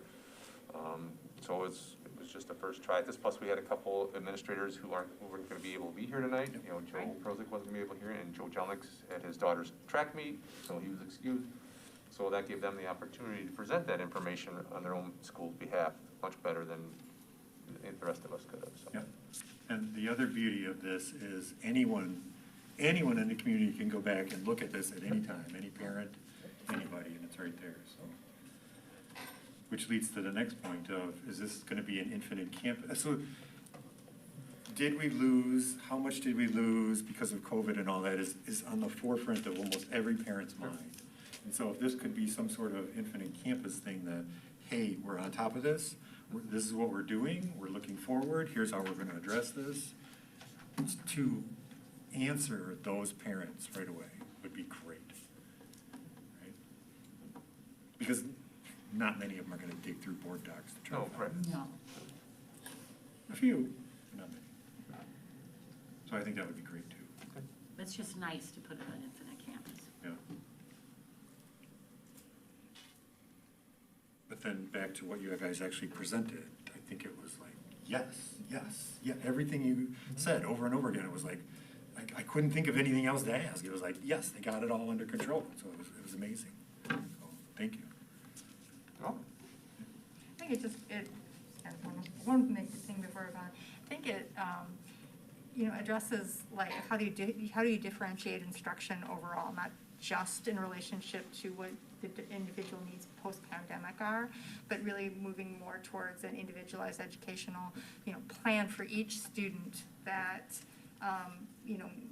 more time here, less time here, social emotional piece, all putting that in that we'll continue to work on and do, but it's gonna be Just great. a fun little anecdote, I haven't quite been here a full year yet, but this is almost July 1. You're almost there. Almost there. But about 10 years ago, when I was with my former district, I was presenting at the Wisconsin RTI conference. I had a great conversation at that time at that conference with Lyle Hendrickson. And we had a team there, and that conference was all about this, right? Putting these structures in place, and now cast that forward, here we are, and some of those things that, leaders and teacher leaders and educators had done years ago, now we get to leverage, and I get to come in and kind of, take a look at where we're at and say, okay, how can now we move forward even farther from where we are and continue to bolster that. So a big kudos to all those people years ago that started this work in the district. Anybody else have anything else on that agenda item? Otherwise, it's just informational for us. Yep. Move on to 803, the 2021-2022 draft budget. I'm gonna turn this over to Mr. Richter. Yeah, this is mine. First, I just want to say that I was also following the same plan of not having a big, long presentation. I knew you had a long board meeting and fogging up. But now I'm feeling like maybe I should have built a video because I'm feeling I'm keeping up to the principles. So, and, I'm just having fun with you. There's two documents for your review, and I'm not going to spend a ton of time on this particular item. But I do want to just begin by saying, what the statutes say that you need to do as a board. And that is that basically before July 1, your job is to approve, and these are statutory words, approve a proposed budget. That puts numbers that you have approved into the financial software. That lets us pay the bills. That lets us get the school year going and get it rolling. And then when we get to basically the November timeframe, your job is to adopt a final budget. So between the time period of the proposed budget and the final budget, we'll be doing revisions on the budget as it's in Skyward, and a lot of that comes to you. We also bring that stuff to the finance committee. But any sort of new hire process or any need, that sort of thing, or settlements, et cetera, will be some sort of revision. The big one for you this year is going to be, what does the state budget look like? That's the monster that's in front of us. So there's a memo and there's a booklet. The booklet used to be this monstrosity of a production that I did years ago, and it was cool. It was actually phenomenal. But at one point, that's me being funny again. At one point in time, the board said, Brent, we don't need all of that. And so it transitioned into just the DPI recommended format, which is on page 15, 16, and 17 of the booklet. And that's the DPI formatted, recommended format for you to approve a proposed budget, and we'll change that, and it'll become the adopted budget in November. And so basically what we're asking you to do tonight is just to approve a proposed budget. I'm just going to talk briefly about some of the points, and then we'll get to what we're asking of you. The booklet is an attempt to bring information about our district so that especially the newer board members get a greater overview of what we look like. And I've been on this kick for about the last 5 or 6 years, has been how to create something that is a little bit more easy to read and a little bit more, I guess, more information oriented that you could use. So you'll see some pieces in there that are generated from the DPI. Some of it's generated from Forecast 5, which is a pretty powerful software that we use. And some of it's just historical data that we have. So what I've done is just given you a profile of the district. So you can kind of see that our district is worth about $1.3 billion. And you can see the layout of it. You can see that the town of Lodi is the highest valued municipality in our district. And then I just kind of move on. I show you our staffing. I think it's important that you know how many staff we have. We have about 120 teachers. That's kind of an important piece of information. Student demographics. This becomes one of the most important pieces.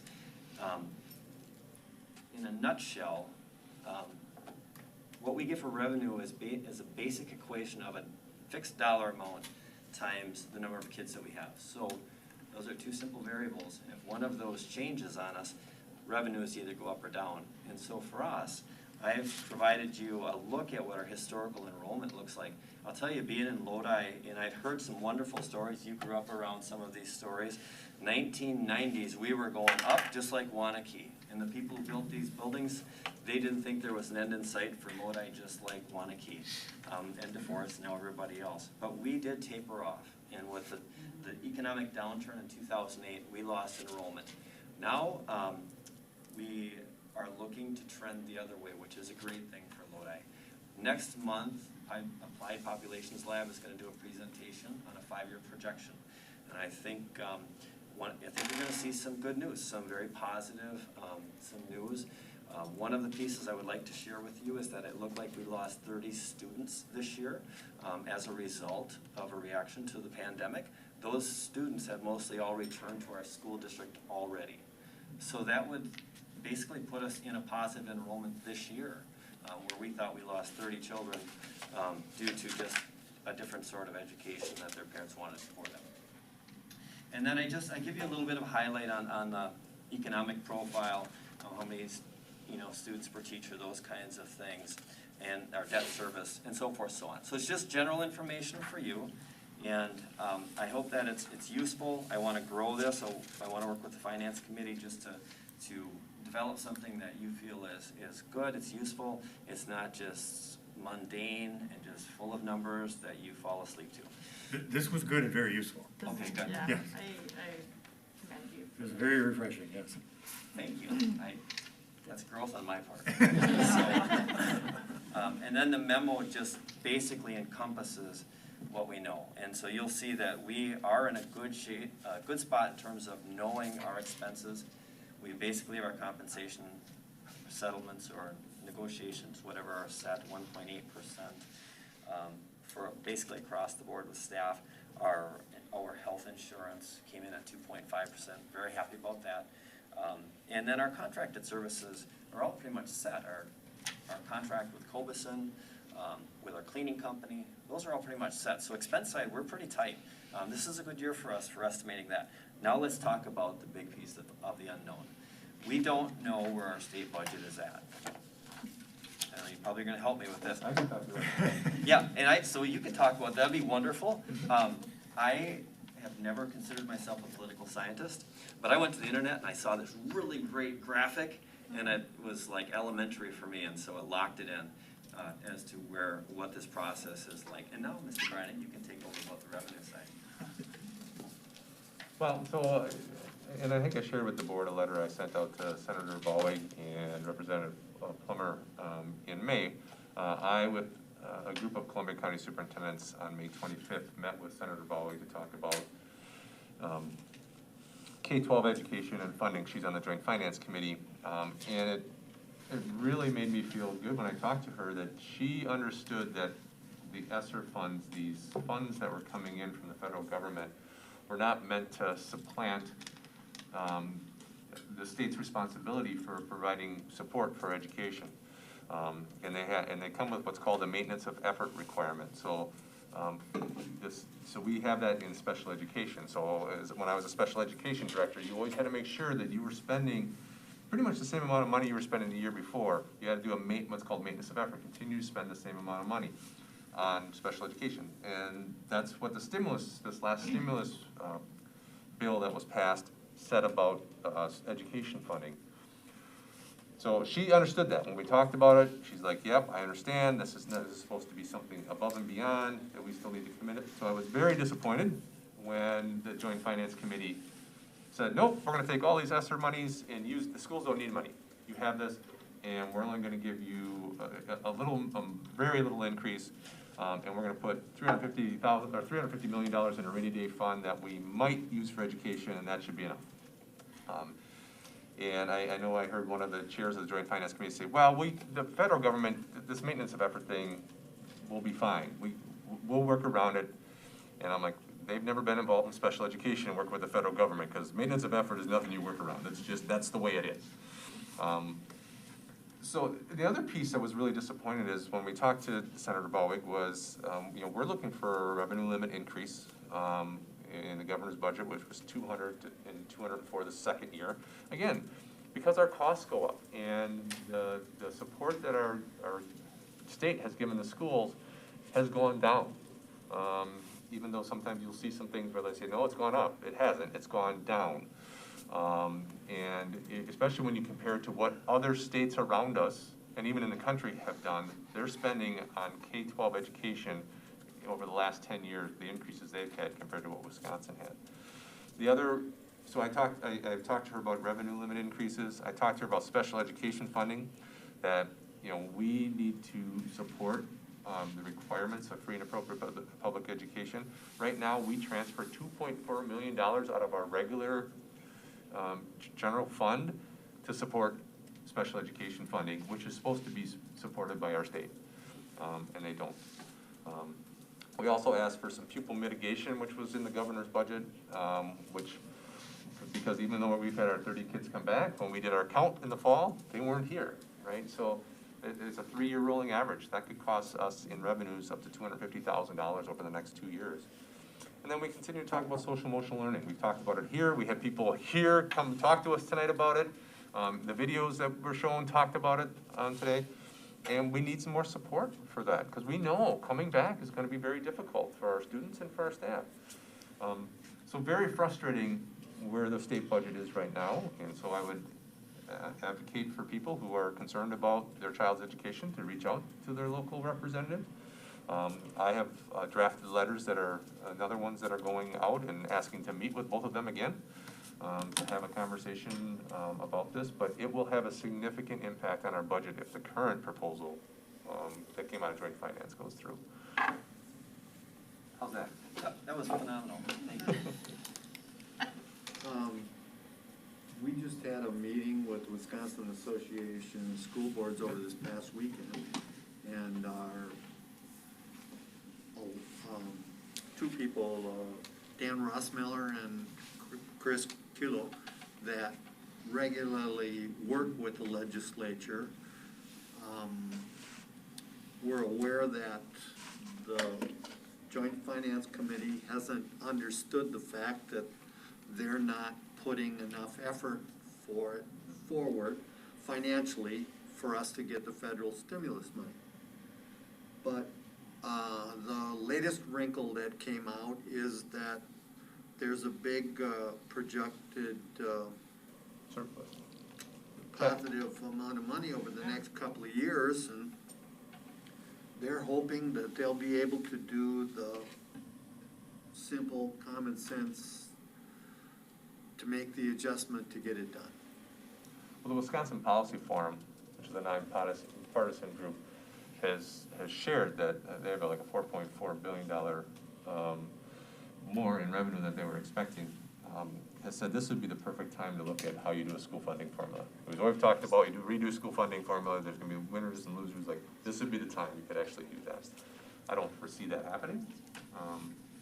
But there's no I mean, really what some of our representatives want to do is punish some schools for staying closed. And it's No, just. Not for staying closed, for going virtual. For going virtual, I'm sorry, yeah, preferring virtual, you're absolutely right. For being virtual, even if they were mandated to go virtual. Right. Or if you're quarantined, like for example, some of the ESSER funds, they're tying up, even if your kids were quarantined, you can't count that they were in session. So it's just very frustrating, and it's gonna have an impact on Lodi and our Lodi taxpayers and our Lodi budget. So we need our representatives to hopefully fight for our district. So it's gonna impact our budget. It's really the reason I'm bringing it up. And it's, again, and part of my role as someone who needs to advocate for our students, all of our students in our district, I need to advocate at the state budget level to have these conversations. The only other thing that they suggested is, I think it was the year that Governor Walker came in, they struggled to get to put together the budget. And we had our annual meeting, and then a month later, they set the budget, and we had to go back and take $1.75 million out of what we had said we were gonna spend. Dan Rossmiller suggested that he would be surprised if they had it done before the, like, Thanksgiving time, the budget.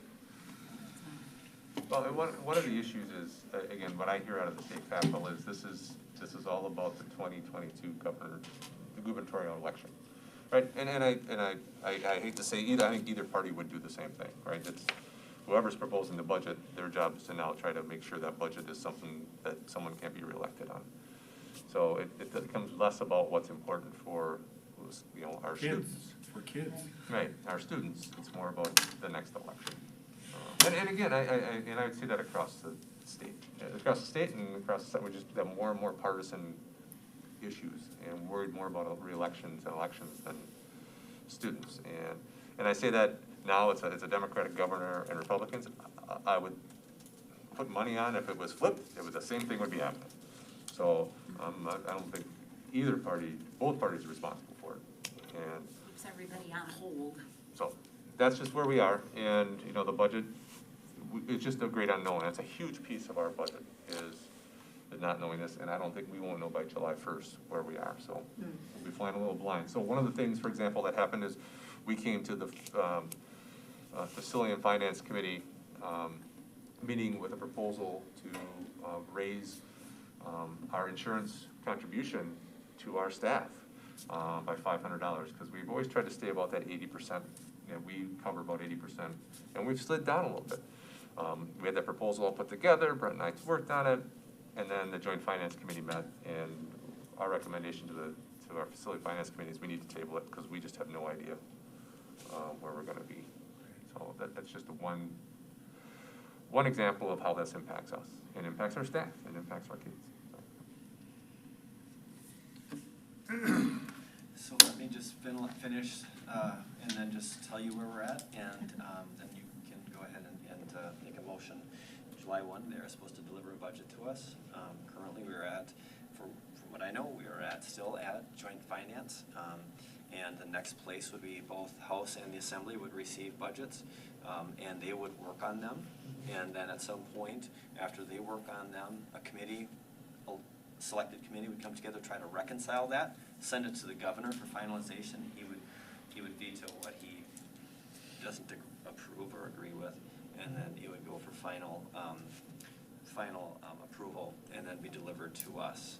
If we get something like what they've told us we're gonna get, which is a minimal increase, we will again look to put together a possibility of short-term borrowing up to 1.5 million or more. We will analyze where we are and what sort of cost-saving measures we could implement over the next 12 months.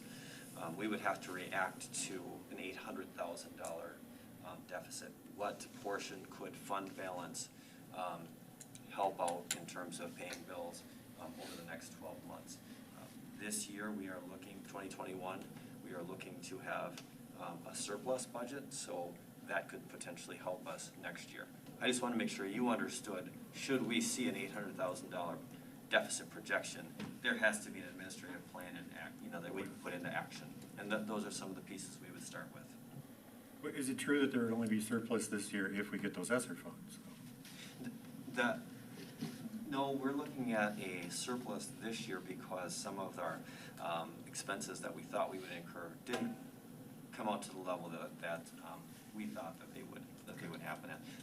That I will not present to you until after the audit. Audit happens in July and August. And so the state, we report to the state where we ended up basically August 31st. So in September in that annual meeting, you'll have that information. Can you get a motion? I'll make a motion to approve the 2021-2022 proposed budget as presented. Second. Motion by Barb, second by Julie. Any further discussion? All in favor say aye. Aye. Anyone opposed? Passes 7-0.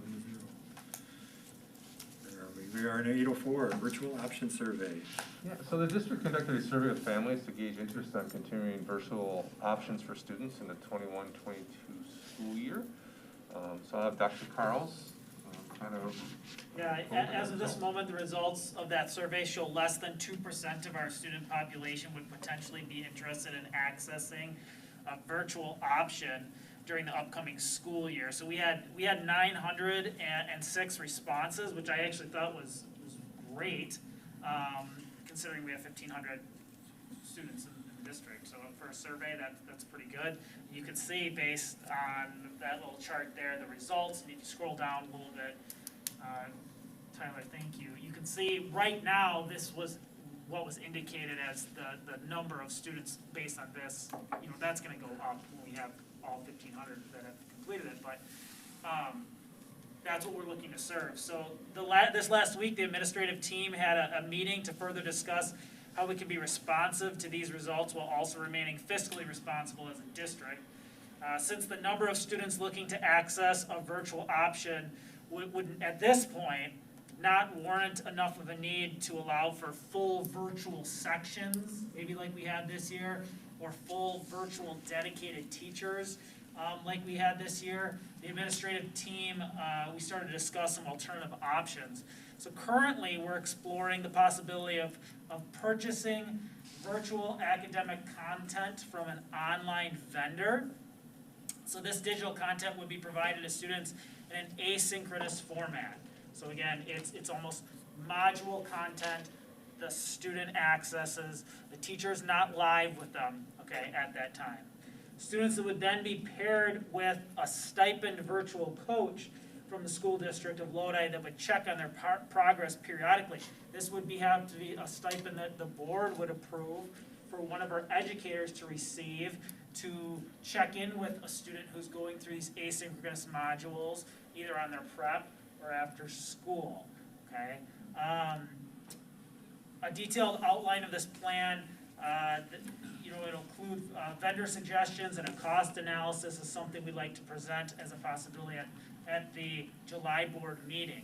So again, we've talked about a lot of possibilities that are out there, talked to some vendors, kind of costed it out of what would it cost if in some of these situations we maybe had like a student access all of their content through a vendor that supplies an out-of-network teacher, that cost increases, right? And so when you map all of that out, it seems like, and also if you just think about the coherence and the connectedness of having somebody still within our district, it seems like a potentially better option for us to look at that route. That's an option that some of our neighboring districts are also exploring at this time. So again, survey went out, shared these initial results with the curriculum committee of the board, had our administrative meetings, or 2 days of administrative meetings last week. That was our first time where we could really sit down and have an in-depth discussion about it as an administrative team.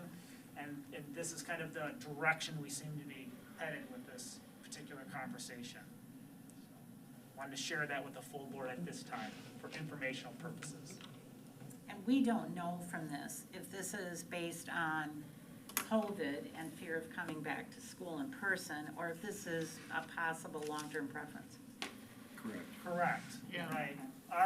We knew we wanted to get some initial numbers for us for planning purposes this summer, because we didn't know if it would be, again, less than 2% or 20% of our population. And this definitely shifts our focus in the way we go about planning things. Do you plan to, or have you reached out to some of the families who are, or, you know, to see why? Like is it a particular student who has social anxiety, who just was able to learn so much better in that format?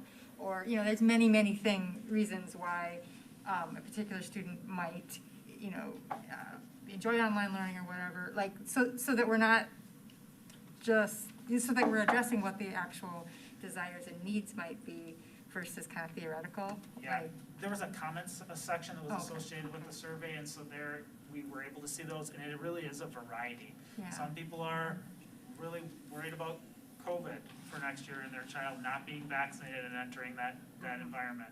Some people are saying, hey, I really liked online learning. I think this is something I'd like to take advantage of moving forward. It worked for me. So it varied between the responses. Some people said, you know, again, there's a health need that I have, and I can't put myself in that environment, so we'll be exploring that option. So it was a variety, though. Yeah, sure. There's one other group that potentially could be addressed through online learning, and it was a bit surprising to me. We have a number of families that do homeschool, and that might fit for them, or at least for some of their child's education. I think Mr. Pisani brought that up in our admin meeting. And very spot on that this could end up being an avenue to attract some families potentially. I just don't know how you'd go about contacting the parents to make sure they know that option is going to be out there. Doesn't everybody in the district get the link, even if you're not in school? They do. They get the community link. We'd also know who our homeschooled families are. They have to register with DPI. I mean, as far as getting just general info out, that's something that could be offered. Yeah. And this will be something where we will want to do a thorough communication to our families after we're able to better articulate what this is going to look like after we've talked to vendors, priced things out, brought that back to you as a board, so that they're very aware of what it will look like and what it won't look like. Because it will be different, quite different from this past school year. In your discussions with all of this, are you at all exploring the idea of, for our snow days, going virtually so that we can keep on track and end early? We have had some conversation about that, right? And even with COVID next year, right? So that we still have to be prepared if what happens if we get a building shut down or we have to go virtual.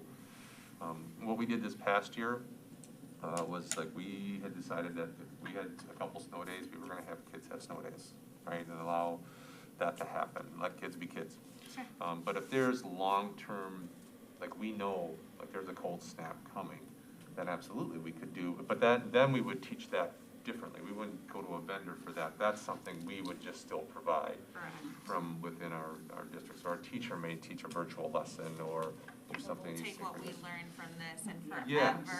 Yeah. make it a part of Yeah. who we are. So if we had a snow day, we're not gonna go purchase services Correct. for a day that may or may not fit. Correct. And the piece that happens is that people think like, well, you can take that lesson, right? Tomorrow's lesson, I'm ready, well, I can just turn it to virtual like that. Well, we can't do that, like, you get a call at 5 in the morning, the superintendent's made a decision. I can't just switch, so one of those things, like we had talked about last winter when we had a couple snow days, we said we'd do a couple, also we had that third one back to back. It's like, okay, now districts now know that from this point forward, they're all going to be virtual, have a lesson ready, or we're going virtual day instead of a weather day. But it works better if we know, like if there's a big snowstorm coming, we know there's probably gonna be a day or two, we can plan for it, we can have some time to lesson plan and do that versus, Surprise. it's a surprise, right? A lot of times it's a surprise, right? You just don't know. Ice is usually a surprise. Yeah, so we will look at that, but it'll be different than purchasing. That's just good to know, yeah. Yeah, yep. It's on our minds. Yeah, so I think the example I would use is like, the virtual that we did this year was a Cadillac, right? You were with you were with a teacher from Lodi, with kids from Lodi, who you knew, and it was geared right to you. The virtual we're looking at, or for online now, we're looking at contracting it out to probably another teacher who's not in our district, and there's other kids in the class who can be from anywhere. So it's just different. So that's why Dr. Farr was talking about, we have to be very clear what it is and what it's not, so people know what they're signing up for, because it's not the same. We contracted out our K-4 virtual learners this year, and it was good, but it was, some parents were, I think, shocked at how much parent involvement was involved. This model next year would have a lot of parents. It would. Okay, moving on. City of Lodi Pool Management Agreement, number 806. You jumped 805. Oh, I missed 805. And I was right on 805. 805, site maintenance analysis. Yeah, so the Facility and Finance Committee has directed administration to work with Point of Beginning to do a comprehensive analysis of our green space of the district. So attach this proposal for a full site analysis, which will begin with a district-wide walkthrough this Thursday. Chairperson Julie McKernan is going to join Mr. Richter, Mr. Reibel, myself, and actually Sue Mefford, our athletic director, through this walkthrough. I shared what a comprehensive result of one of those plans would be with the Facility and Finance Committee. I can't really share that it's a copyrighted document. They didn't really want out there. But so I shared it with our Facility and Finance Committee. It's just something that it takes a look at, we talk about Highway 60 field, like what, tonight it got brought up, or in a different meeting, like, what's it gonna take to fix the lights out there? What's it gonna cost so knowing what's working well out there, what's not working well, and what the cost's gonna be. How about our elementary green space out here where youth football wants to practice, but it's a lot of the year, right now it's not, but a lot of the years it's muddy, right? How about our track? What's the lifespan of that? What do we need to do with working in there, and what work has to be done, and what's the cost of those? And our fields around there, how about the primary school? So really a comprehensive review of all of those sites, starting with that walkthrough on Thursday. That's exciting. So the committee had recommended unanimously to bring this master planning proposal to the board with recommendation of approval. One of the pieces to keep in the back of your mind is that we're preparing for a referendum, and there are a number of documents that are going to be presented to you as you consider what would be on the next referendum. This is one of those documents. Another is North American Mechanical is doing a study of our HVAC. We have Applied Populations doing an enrollment projection. All of these become parts of the greater referendum building process, and that's something that we will work extensively on over the next several months. So this is one of those pieces.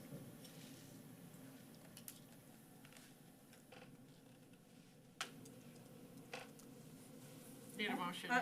I make a motion to approve this site maintenance analysis and master planning report services proposal from Point of Beginning. A second. A motion by Angie and a second by Barb. Now, is there any discussion that you'd like to have on this? Not yet. Hearing no discussion, all in favor? Aye. Anyone opposed?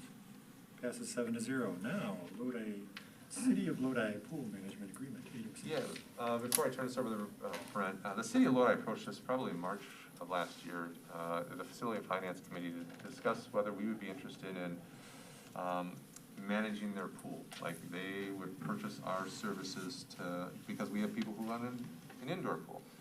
The Facility and Finance Committee said we would be interested, but it's gonna take some time for us to have that discussion. We're not interested in doing it this summer. And the city said, well, okay, we need to focus on finding somebody to do it this summer. We will meet sometime later to talk about it. Well, the city came back to us about 2 weeks ago and said, we can't find anybody to run our pool, right? So Brent sat down with the mayor and Diana Carls and talked about what could we do for 1 year to help out the city, right? Nobody wants to see the city's pool not being used.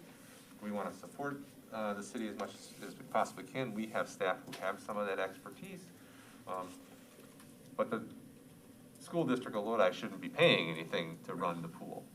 So Brett put together a contract that, and again, we have to pay our staff, but then we'll get reimbursed by the city. So again, it's just something for the public to know. It's not like the school district of Lodi wants to take over the pool. We are trying to help out the city so we make sure this pool stays open for the summer and we would open this coming weekend and close the weekend before Labor Day, which worked out really well since the fair is going to be Labor Day weekend anyhow. Anything I missed? Yeah, no, that's it in a nutshell.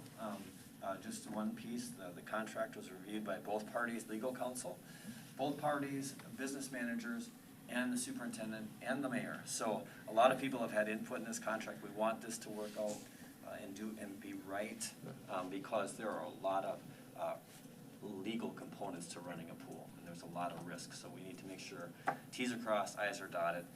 This contract looks different from 10 o'clock this morning. 3:30 is the last version. We're very pleased with what it looks like. So if you've looked at it since, Ormo has had 4 versions on the internet. So, but the latest one came in at like 3:30. So it's ready to go. And there's the other pieces are there are also individual contracts for the management team. Diana Carls, Natalie Price, and Heidi Andrus. We're going to put those together through a stipend, like a co-curricular stipend, such as an example, a fair coordinator. So that is the way that we're managing the payment to those 3 individuals, and then the lifeguards are paid, and deck manager, I think is the official term, are paid hourly. And so we will invoice the city after this is completed. They will reimburse us actual cost of the management contract. Yeah, everything was covered. I couldn't find anything to add or question or nothing. Yeah, it just needs to be made clear that we are not taking over the pool, right? Right. Exactly. We are helping out. Again, it's hard to find people, right? And we're struggling at times to find teachers. So I totally understand that it's hard, and push comes to shove, like, is there a way we can cooperate to help each other and we can help support? We have people who are willing to help support keeping the pool working this year. And again, this is not guaranteeing long-term, this is just this year. This summer. So again, one of the things that I was tasked with when I first came here was try to improve the relationship that we have between the school district and the city. So I've been meeting with the mayor every other week we typically meet. Again, this is just a way we can help support our kiddos in a different way. I think we can make all 3 of these motions at once. I make a motion to approve the School District of Lodi's management of the City of Lodi outdoor pool, and to approve the co-curricular contracts for Diana Carls, Natalie Price, and Heidi Andrus, and to approve the Gage Reisenberger, Jack Berger, and Logan Wagner as pool lifeguards. So can you amend that to say the City of Lodi outdoor pool contract? The word contract. Oops, sorry, miss. Yes. Sorry, yes. Motion by Angie, second by? I second it. Second by Terry. Any further discussion? All in favor say aye. Aye. Anyone opposed? Passes 7-0. National School District vaping litigation. Yeah, so there currently is a nationwide mass action lawsuit filed against 2 major manufacturers of vaping devices. Representing Wisconsin in this lawsuit is Lori Levinsky, who works for our district through our liability insurance carrier. In discussion between our administration and our Attorney Lebinsky, she believes there is little or no downside for our district to join this lawsuit, but there's good potential that there's gonna be a settlement. At this time, there's approximately 25 school districts in Wisconsin have joined this lawsuit, and she believes we'll see about 30 to 40 school districts join the lawsuit by the end of July. So, again, just looking at it, there's really no downside for the district to join this. But I do need a board motion for us to go ahead and do that. So I would recommend that we join this litigation.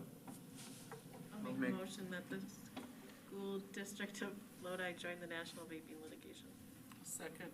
Motion by Barb and a second by Julie. Any further discussion? Yes, the one thing that's missing on here is what usually the lawyers tell you what percentage they're gonna get out of it. And there's nothing in that fashion. Is that because they're not at that point yet? Oh, they're at that point, trust me. They won't go into this without that. Is that what you're saying? Well, she said, I anticipate the settlements will be 6 figures for larger districts. Yeah, but usually what they do is they say, we get 40% of whatever's recovered, or, Yeah, all that percentage. oh, yeah. Yeah. Well, Hold on, let me see if I can find it. I thought that was interestingly. No, I didn't, she sent the contract, I just didn't dump it in there. Okay. 20% of any monetary settlement or recovery that attorneys obtain for the client, and 20% of any value of non-monetary, if before September 15th, 25% if after September 16th, 2021. So 20 to 25%. Well, it's just it's a point that we should be aware of. Yeah. You know, No, I agree. they're not doing it for giggles, so to speak. But if there's no recovery, there's nothing, right? They work and they get nothing. So it's, for us, 25% of, right now is nothing. Right. So anything we get Is something. is something. For very little work on our side. Any further discussion? Do you know the manufacturers at all? I'm just curious. It's just Jewel. I believe. And I too think it's time that we stand up for our kids in that way. Versus Jewel Labs, Yes. so it's that company. Yeah, Juul and electronic cigarettes.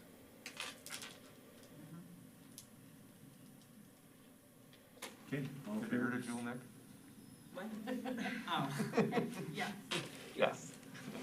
Yeah, especially being a member of FACT, you've heard about it a lot, and talked about it a lot. All in favor, say aye. Aye. Anyone opposed? Passes 7-0. Strategic planning process update.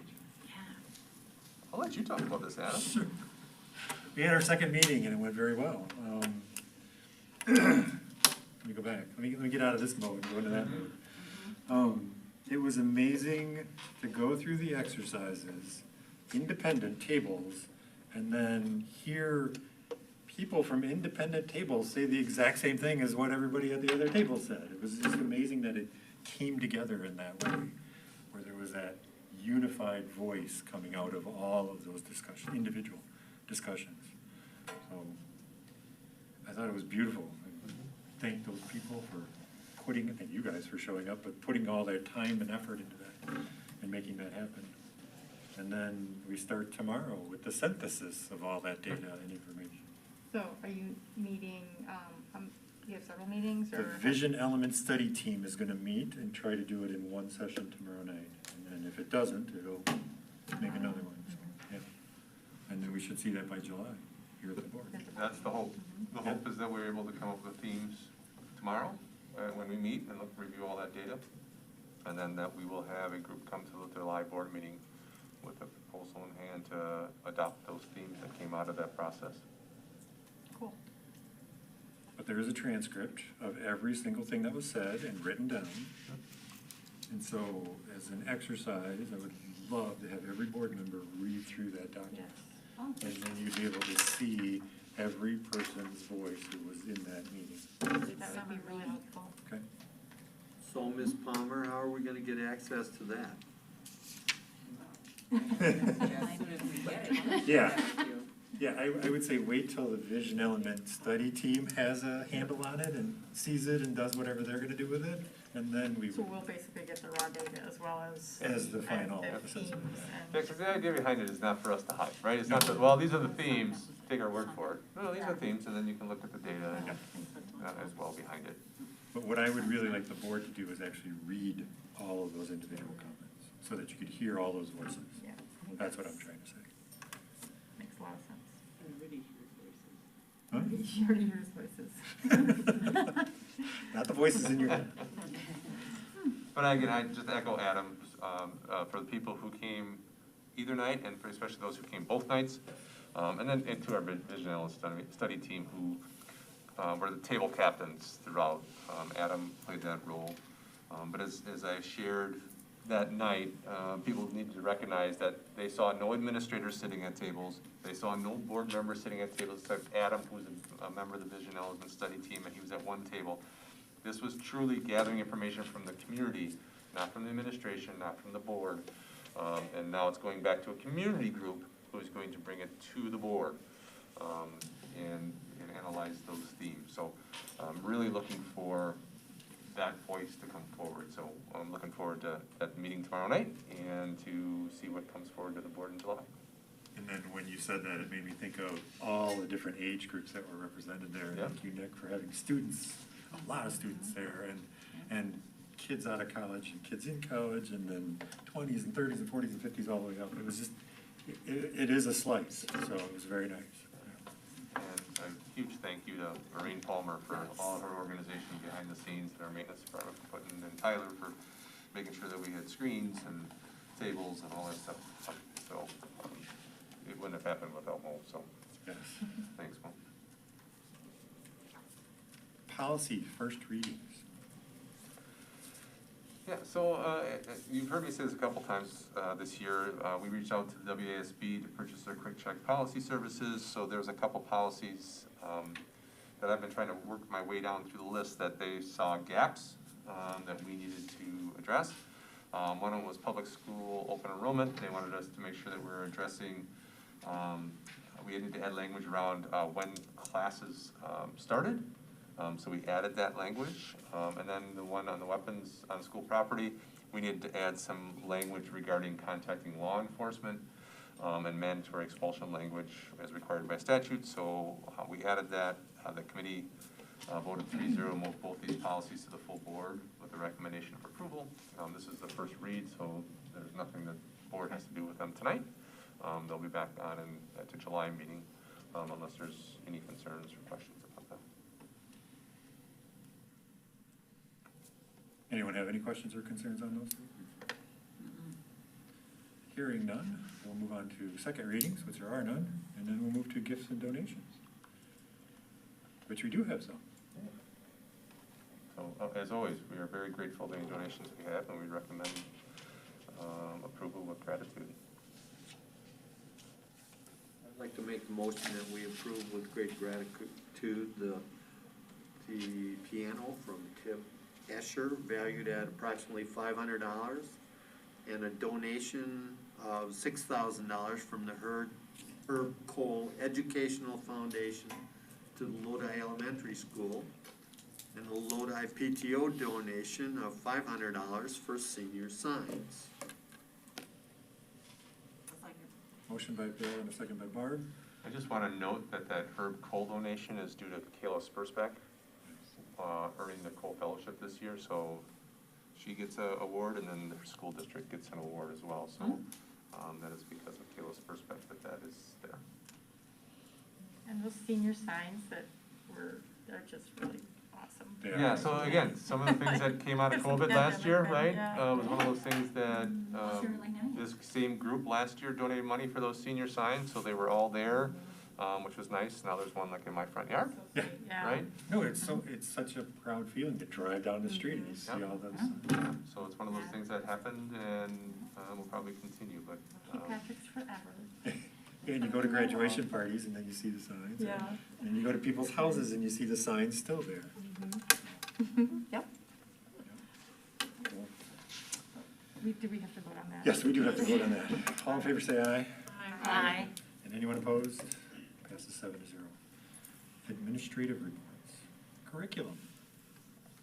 I've spoken a lot tonight, so I'll just say one quick thing. The very top item on my report, we have a number of teachers, super thankful for them, that are engaged this summer in work to improve teaching and learning and the student experience, and I just listed a number of them there. So teams put these requests together, they go to the admin team, we vet them and approve them, and then they work on these things this summer. So I'm involved in a lot of these, and my calendar is filling up fast, but we have a lot of great things going on this summer for our educators.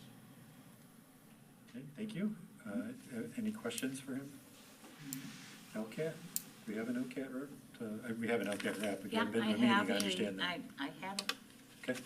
All right, so, and this was not written by me, but I'm gonna say it as in the first person. I'm excited to report that we have offered, with school board approval, the project coordinator position to a wonderful candidate, Brian Bilsey. Comes to us from Middleton, but grew up in Barneville. He had an incredible law enforcement career, so brings with him extensive leadership skills, alcohol and drug knowledge, teaching and presenting skills, budgeting skills, and youth community relationship building skills. He is looking for a new path after starting a family, and we are so glad that AODA prevention seems to be his calling. He will start on June 24th. Our next meeting will be this Thursday, June 17th, from 11 to 1. All board members are invited. Social distancing will be in place, and they will offer an individual wrap sandwich and snacks. Need to let Paula Amy know if you're coming. They'll be revealing a new video discussing the Lodi Pride campaign, discussing the emergence of Delta 8, and planning National Night Out. Your input is valued and welcome. Last but certainly not least, LCAT would like to say a huge thanks to Tiffany Vulcan and Lucinda Ranney, who are reluctantly saying goodbye to. We are reluctantly saying goodbye to. Both of these superstars made LCAT what it is today. They will be missed. Cool. And that's it. Speaking of student services. Yeah, I don't have anything to add to my report, but I wanted to introduce my replacement, Adria Schrader. You've seen her name and paperwork and approvals, but Adria joined us tonight so that she could kind of get the lay of the land for board meetings, so you'll see her, and I'll let her introduce herself. Yes, it's great to be here. I have been working with Tiffany to kind of transition roles, and I'm really looking forward to my July 1st start day, so. And hopefully I'll have my office cleaned out. I hope so, yes.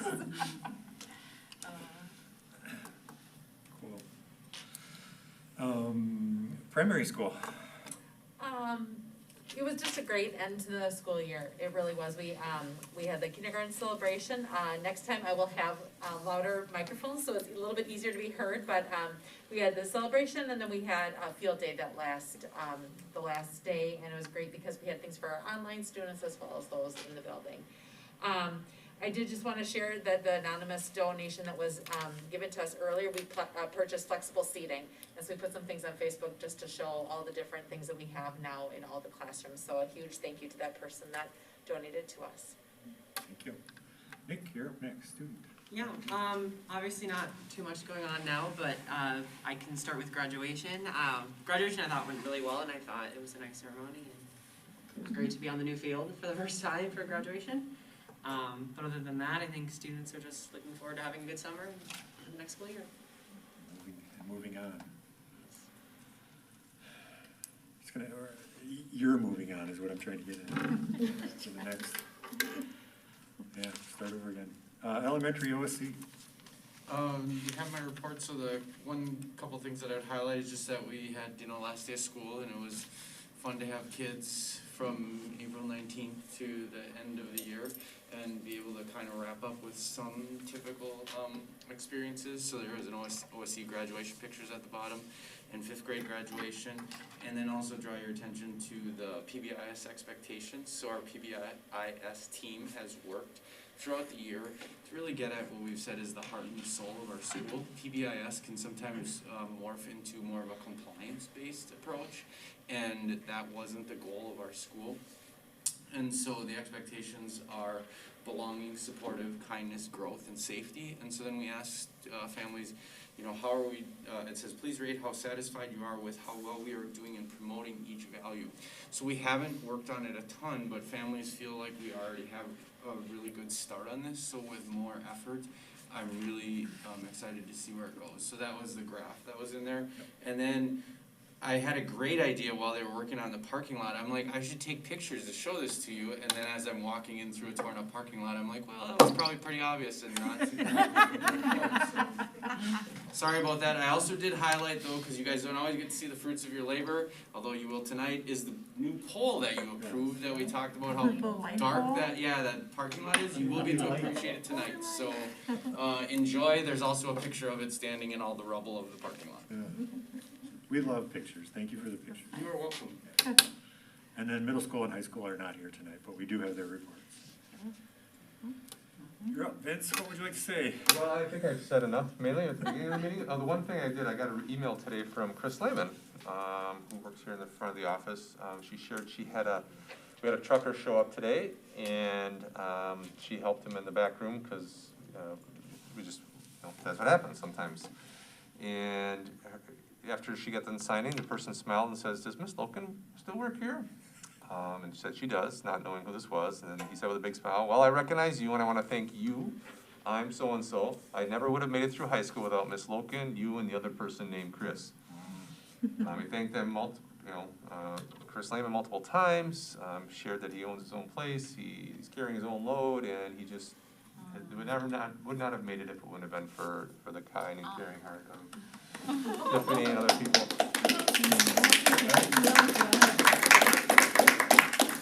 And as I said, my email back to Chris and Tiffany and Chris Wendorf, they have that impact all the time, and so do all our educators, right? They just don't get to hear it very often. The amount of time, the amount of impact that we have on students' lives and as they move forward is tremendous, and we just don't get to hear it very often. So it's awesome when we do get to hear it.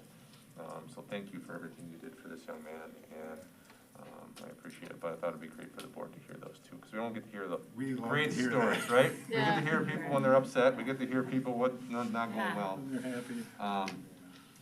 You need to hear the good things too, so. Yeah. Thank you. Yeah, you're welcome. Oh, I wrote some words.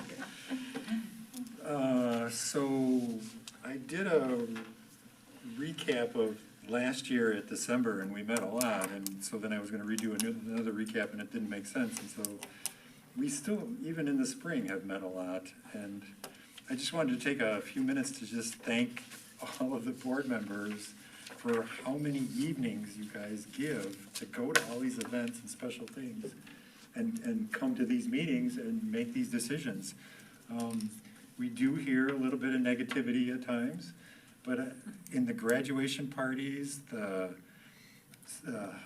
graduation ceremony, the end of the year with the teachers, and when I go around the district, people come up to me, maybe they're not coming up to you, but they come up to me and personally thank me and the other board members for making these tough decisions. And so you see some of the emails, but again, to go off the positivity, there is a lot of people who are very thankful for the stuff that we do.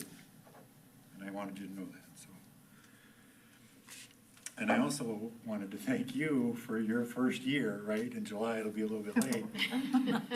The decisions, the things that you have done are phenomenal, right? Leading our district through this first year as a district administrator. You're incredibly thoughtful, you're passionate, the drive and the overtime, sadly, that you are putting in. It's just amazing, right? And your decision-making skills they're extraordinary, not ordinary, extraordinary. And I know the first thing you'll say is it's not you, you're helped by all the rest of the admins and the staff, and so I agree, right? That thanks for the admins, not just ones that are here, but all of the admins, including every one of them, right? And the staff are amazing that together, the board, the administration, the district administrator, and the staff is a team, right? It's the Lodi team, and we are moving things forward. Every time, it's just like, we already did this. We're already on top of that. We're already here. It's just amazing. It just overwhelms me sometimes, and I just wanted to say thank you for all of that stuff. So that's my report. Thank you. All right. Yes, committee reports. Okay. CISA 5. CISA 5, I met with CISA 5 for a meeting in person. Had a presentation about the occupational and physical therapy, the services that they provide. And they're selling a building. It's an old pole building that was used for one of the alternative school, or was used as one of the alternative schools, but then it was not a really good school building. So Do you know where? it's the Vesper building in Port, I can't remember where it's at now, sorry. Okay. Is Vesper a town? It was a pole building that was being used For school. and those students are not there anymore. Now they're renting an unused primary school. And so this building, the school districts have to approve it, so you might see it, but it's not a suitable building for schools, so. While I was there, we bought two. One in Fort Winnebago and one at Rock Springs. Now, this is in Wood County. And so now Jeremy was kind of like, you know what, it's kind of better to be renting as opposed to buying buildings often, so they're renting an actual school for, this is one of the alternative schools. So that's what's going on there. Okay, thank you. Co-curricular. The varsity baseball team finished the year tied for second place in the Capital Conference North Division with a conference record of 6 wins and 4 losses. On Thursday, June 10th, they defeated Wisconsin Dells in the first round of the WIA playoffs. They'll play the second round playoff game away against Adams Friendship on Tuesday, June 15th. The varsity softball team finished the regular season 1 win, 9 losses in conference play. They opened up postseason play this evening at Mount Horeb in the second round of the regional competition. The girls' soccer team finished the year with a conference record of 2 wins, 3 losses, and 2 ties, ranking 5th in the Capital Conference. They opened up the postseason with a 5-0 win over Adams Friendship at home on Thursday, June 10th. Their season came to an end with a 6-0 loss in the regional final game versus Aquinas this past Saturday. Track and field, the girls' track and field finished the season Capital Conference champions with an overall dual record of 4 wins and 1 loss.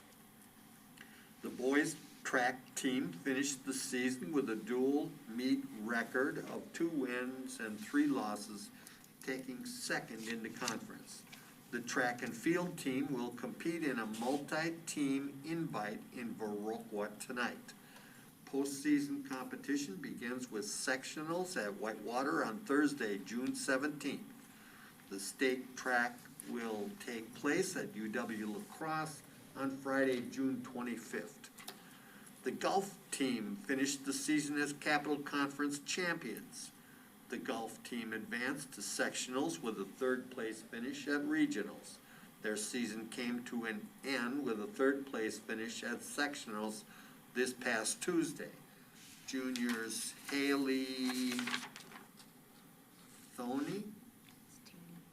Thuney? Getting quieter. It's in there somewhere. And Bailey Clark were selected as first-team all-conference recipients with freshman Kogan Barron and sophomore Brian Meitzer earning second-team all-conference awards. Haley. Taney. Which one's Taney? The second one or Haley Taney. Haley Taney. Boy, I should have had phonetic spelling for this one. Was named Capital Conference Player of the Year. Other than that, the WASB met this past Friday and Saturday, and it was our privilege to meet the new incoming CO that'll start July 1st. This,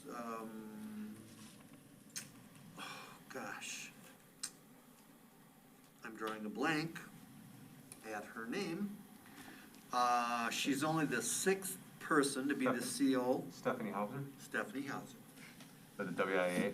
Yes. She's only the 6th person to be the head of the WIA in 125 years. These are long terms. She is just downright an exciting person to be around. She has a lot of great ideas. But she also has the maturity to know that it's gonna take a team to get any of these things done. And the one thing that didn't come out till the end, which I was unaware of, was she is the first lady to become the head of the WIA. So I think it bodes well. Her goal is to have the first thing anyone says about the WIA, that it be referred to, number one, as a service organization. Not, oh, the WIA athletics. No, it's a service. We provide a service. So the interesting thing was there's a person on the Wisconsin Association for School Boards that's on the WIA Board of Control, and she was looking for partnerships. So keep an open mind. Things look good for the future of the WIA. Okay. That's all I have, thank you. OSC? Had a lengthy meeting to discuss the budget for next year, and went through it item by item to see where we could make some cuts, and brainstorm some fundraising ideas for next year. Okay. And maybe some for the summer or not? A few. So the big thing is, Bud has sold the campground, so we don't have access to the lemonade stands anymore. So we talked about, we're looking into how we can finance and purchase our own, because that's one of our major fundraisers, so. Would you still be able to do the fair at the end of summer? Yes, if we get. If you get a stand? Yep. Okay, thank you. Board committee reports from contract review. We did not meet. Curriculum, we did meet. And I am sorry, I am burned out from this meeting. Esports. Esports was the thing we covered. I think we covered most of it in Okay. tonight's, it's on the agenda. Yes. So the Hit on almost NPSS, everything. the, Okay, yeah. thank you. Sorry. Facility finance. We met on June 1st. It was a short meeting. We talked about potential of health insurance increasing the contribution, but that's kind of tabled because of the budget. And then we also talked about the site analysis information from point of beginning in that meeting, moving that forward. And then policy. We'll meet on Wednesday of this week. Future meetings, here I have something to give you. So contract review committee meets on 6:30 at 4:30 PM, but I'm teaching at that time, so we need to move that meeting. Should just move that. Yeah. Wait a minute. What did you say? Not February, June 30th. That's what my calendar was. Wait, I have it on for the 23rd. Right, it was on the 23rd and the 30th both. It was on both dates, but Mo cleaned that out and it's supposed to be the 30th, so Oh, boy. Vince is gone on the 23rd. I better. Okay, but you can't do the 30th. I can't do the 30th. Okay. So who's on the, you, us three, And, and then admins, And the LEA. and LEA. So, Oh, So, there's only 3. There's 3. us three, right here. yeah, just, Oh, I thought, oh, wait, I'm on contract. Yeah. are you Yeah. on contract? Oh, maybe I'm not anymore. I don't We all think got you mixed are, I up and think we it's haven't us met yet. 3. Are Okay. you sure you're on contract? Yeah. I'm sure I'm on. Because So I you was three. thinking I was on So So I don't have to be there, so the 30th is But I fine. can't come to your meeting, just so you know. So I won't be at your meeting. Who's on first? Exactly. I Okay, used So to be it's on still the contract. 30th. so it's on the still 30th. I nothing's had it, changed. you know, I'm checking. I had it on for the 30th. 23rd. Okay. Very good. Okay. Okay. All right, got that. Thank you.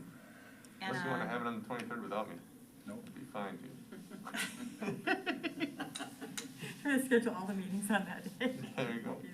It's a lot shorter. We do not need to reconvene in closed session? We do. We do, okay. Yeah. The other thing, just a reminder, we have a board training next Thursday night. Yes. Oh, that's next. Are we sending a link to that? 5:30 You should, yeah, I'll get a link. It's Okay. 5:30. Your email, your school It'll email. come. It should come to your email. Okay, because I think the last one came like Yep. that day. Like Thursday? What was Thursday that? the 24th. June 24th at 5:30 PM. 5:30 to 8:30. Here? No, it's it's a Zoom online. thing. It's a Zoom. Oh. You can be wherever you want. It's a Zoom thing, you can be in your chair at home. That's right. Can be. Or driving. Or driving. So Thursday, 5:30, Yes, to 8:30. Zoom meeting. Where are we zooming to? It's the next step in from the Dane County. Dayton Consortium, looking at the pandemic through the lens of equity. So it's that next Very good. step. Okay. So we need to release all those people. Yeah, my guess is the board might need a couple minute break. first. Oh, definitely, yes, Yeah, yes, yes. so- So let's make a motion first. Make it a quick break. Let's make it a motion first. I'll make a motion to. No, you really gotta read it. Oh. It's a long one tonight.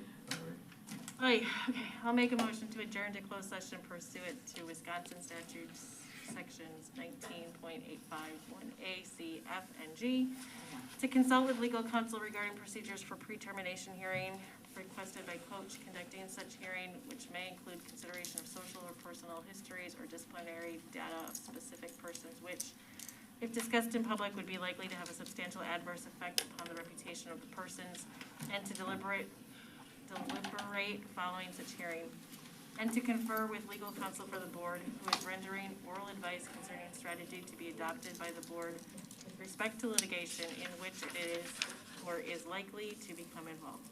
The board may also consider any resignation which may be submitted prior to or during the hearing. The coach requests the hearing to be held in open session. The board may go in and out of closed session to confer with counsel as needed and to conduct deliberations. Any final motion regarding the coach's employment status will be made in open session. Motion by Barb, second by Second, Angie. or whomever. Roll call vote. Terry. Aye. Barb. Aye. Adam, aye. Angie. Aye. Yes. Yes. Yes. All in favor is 7-0. We're in closed session now, but we're gonna take a break. Okay.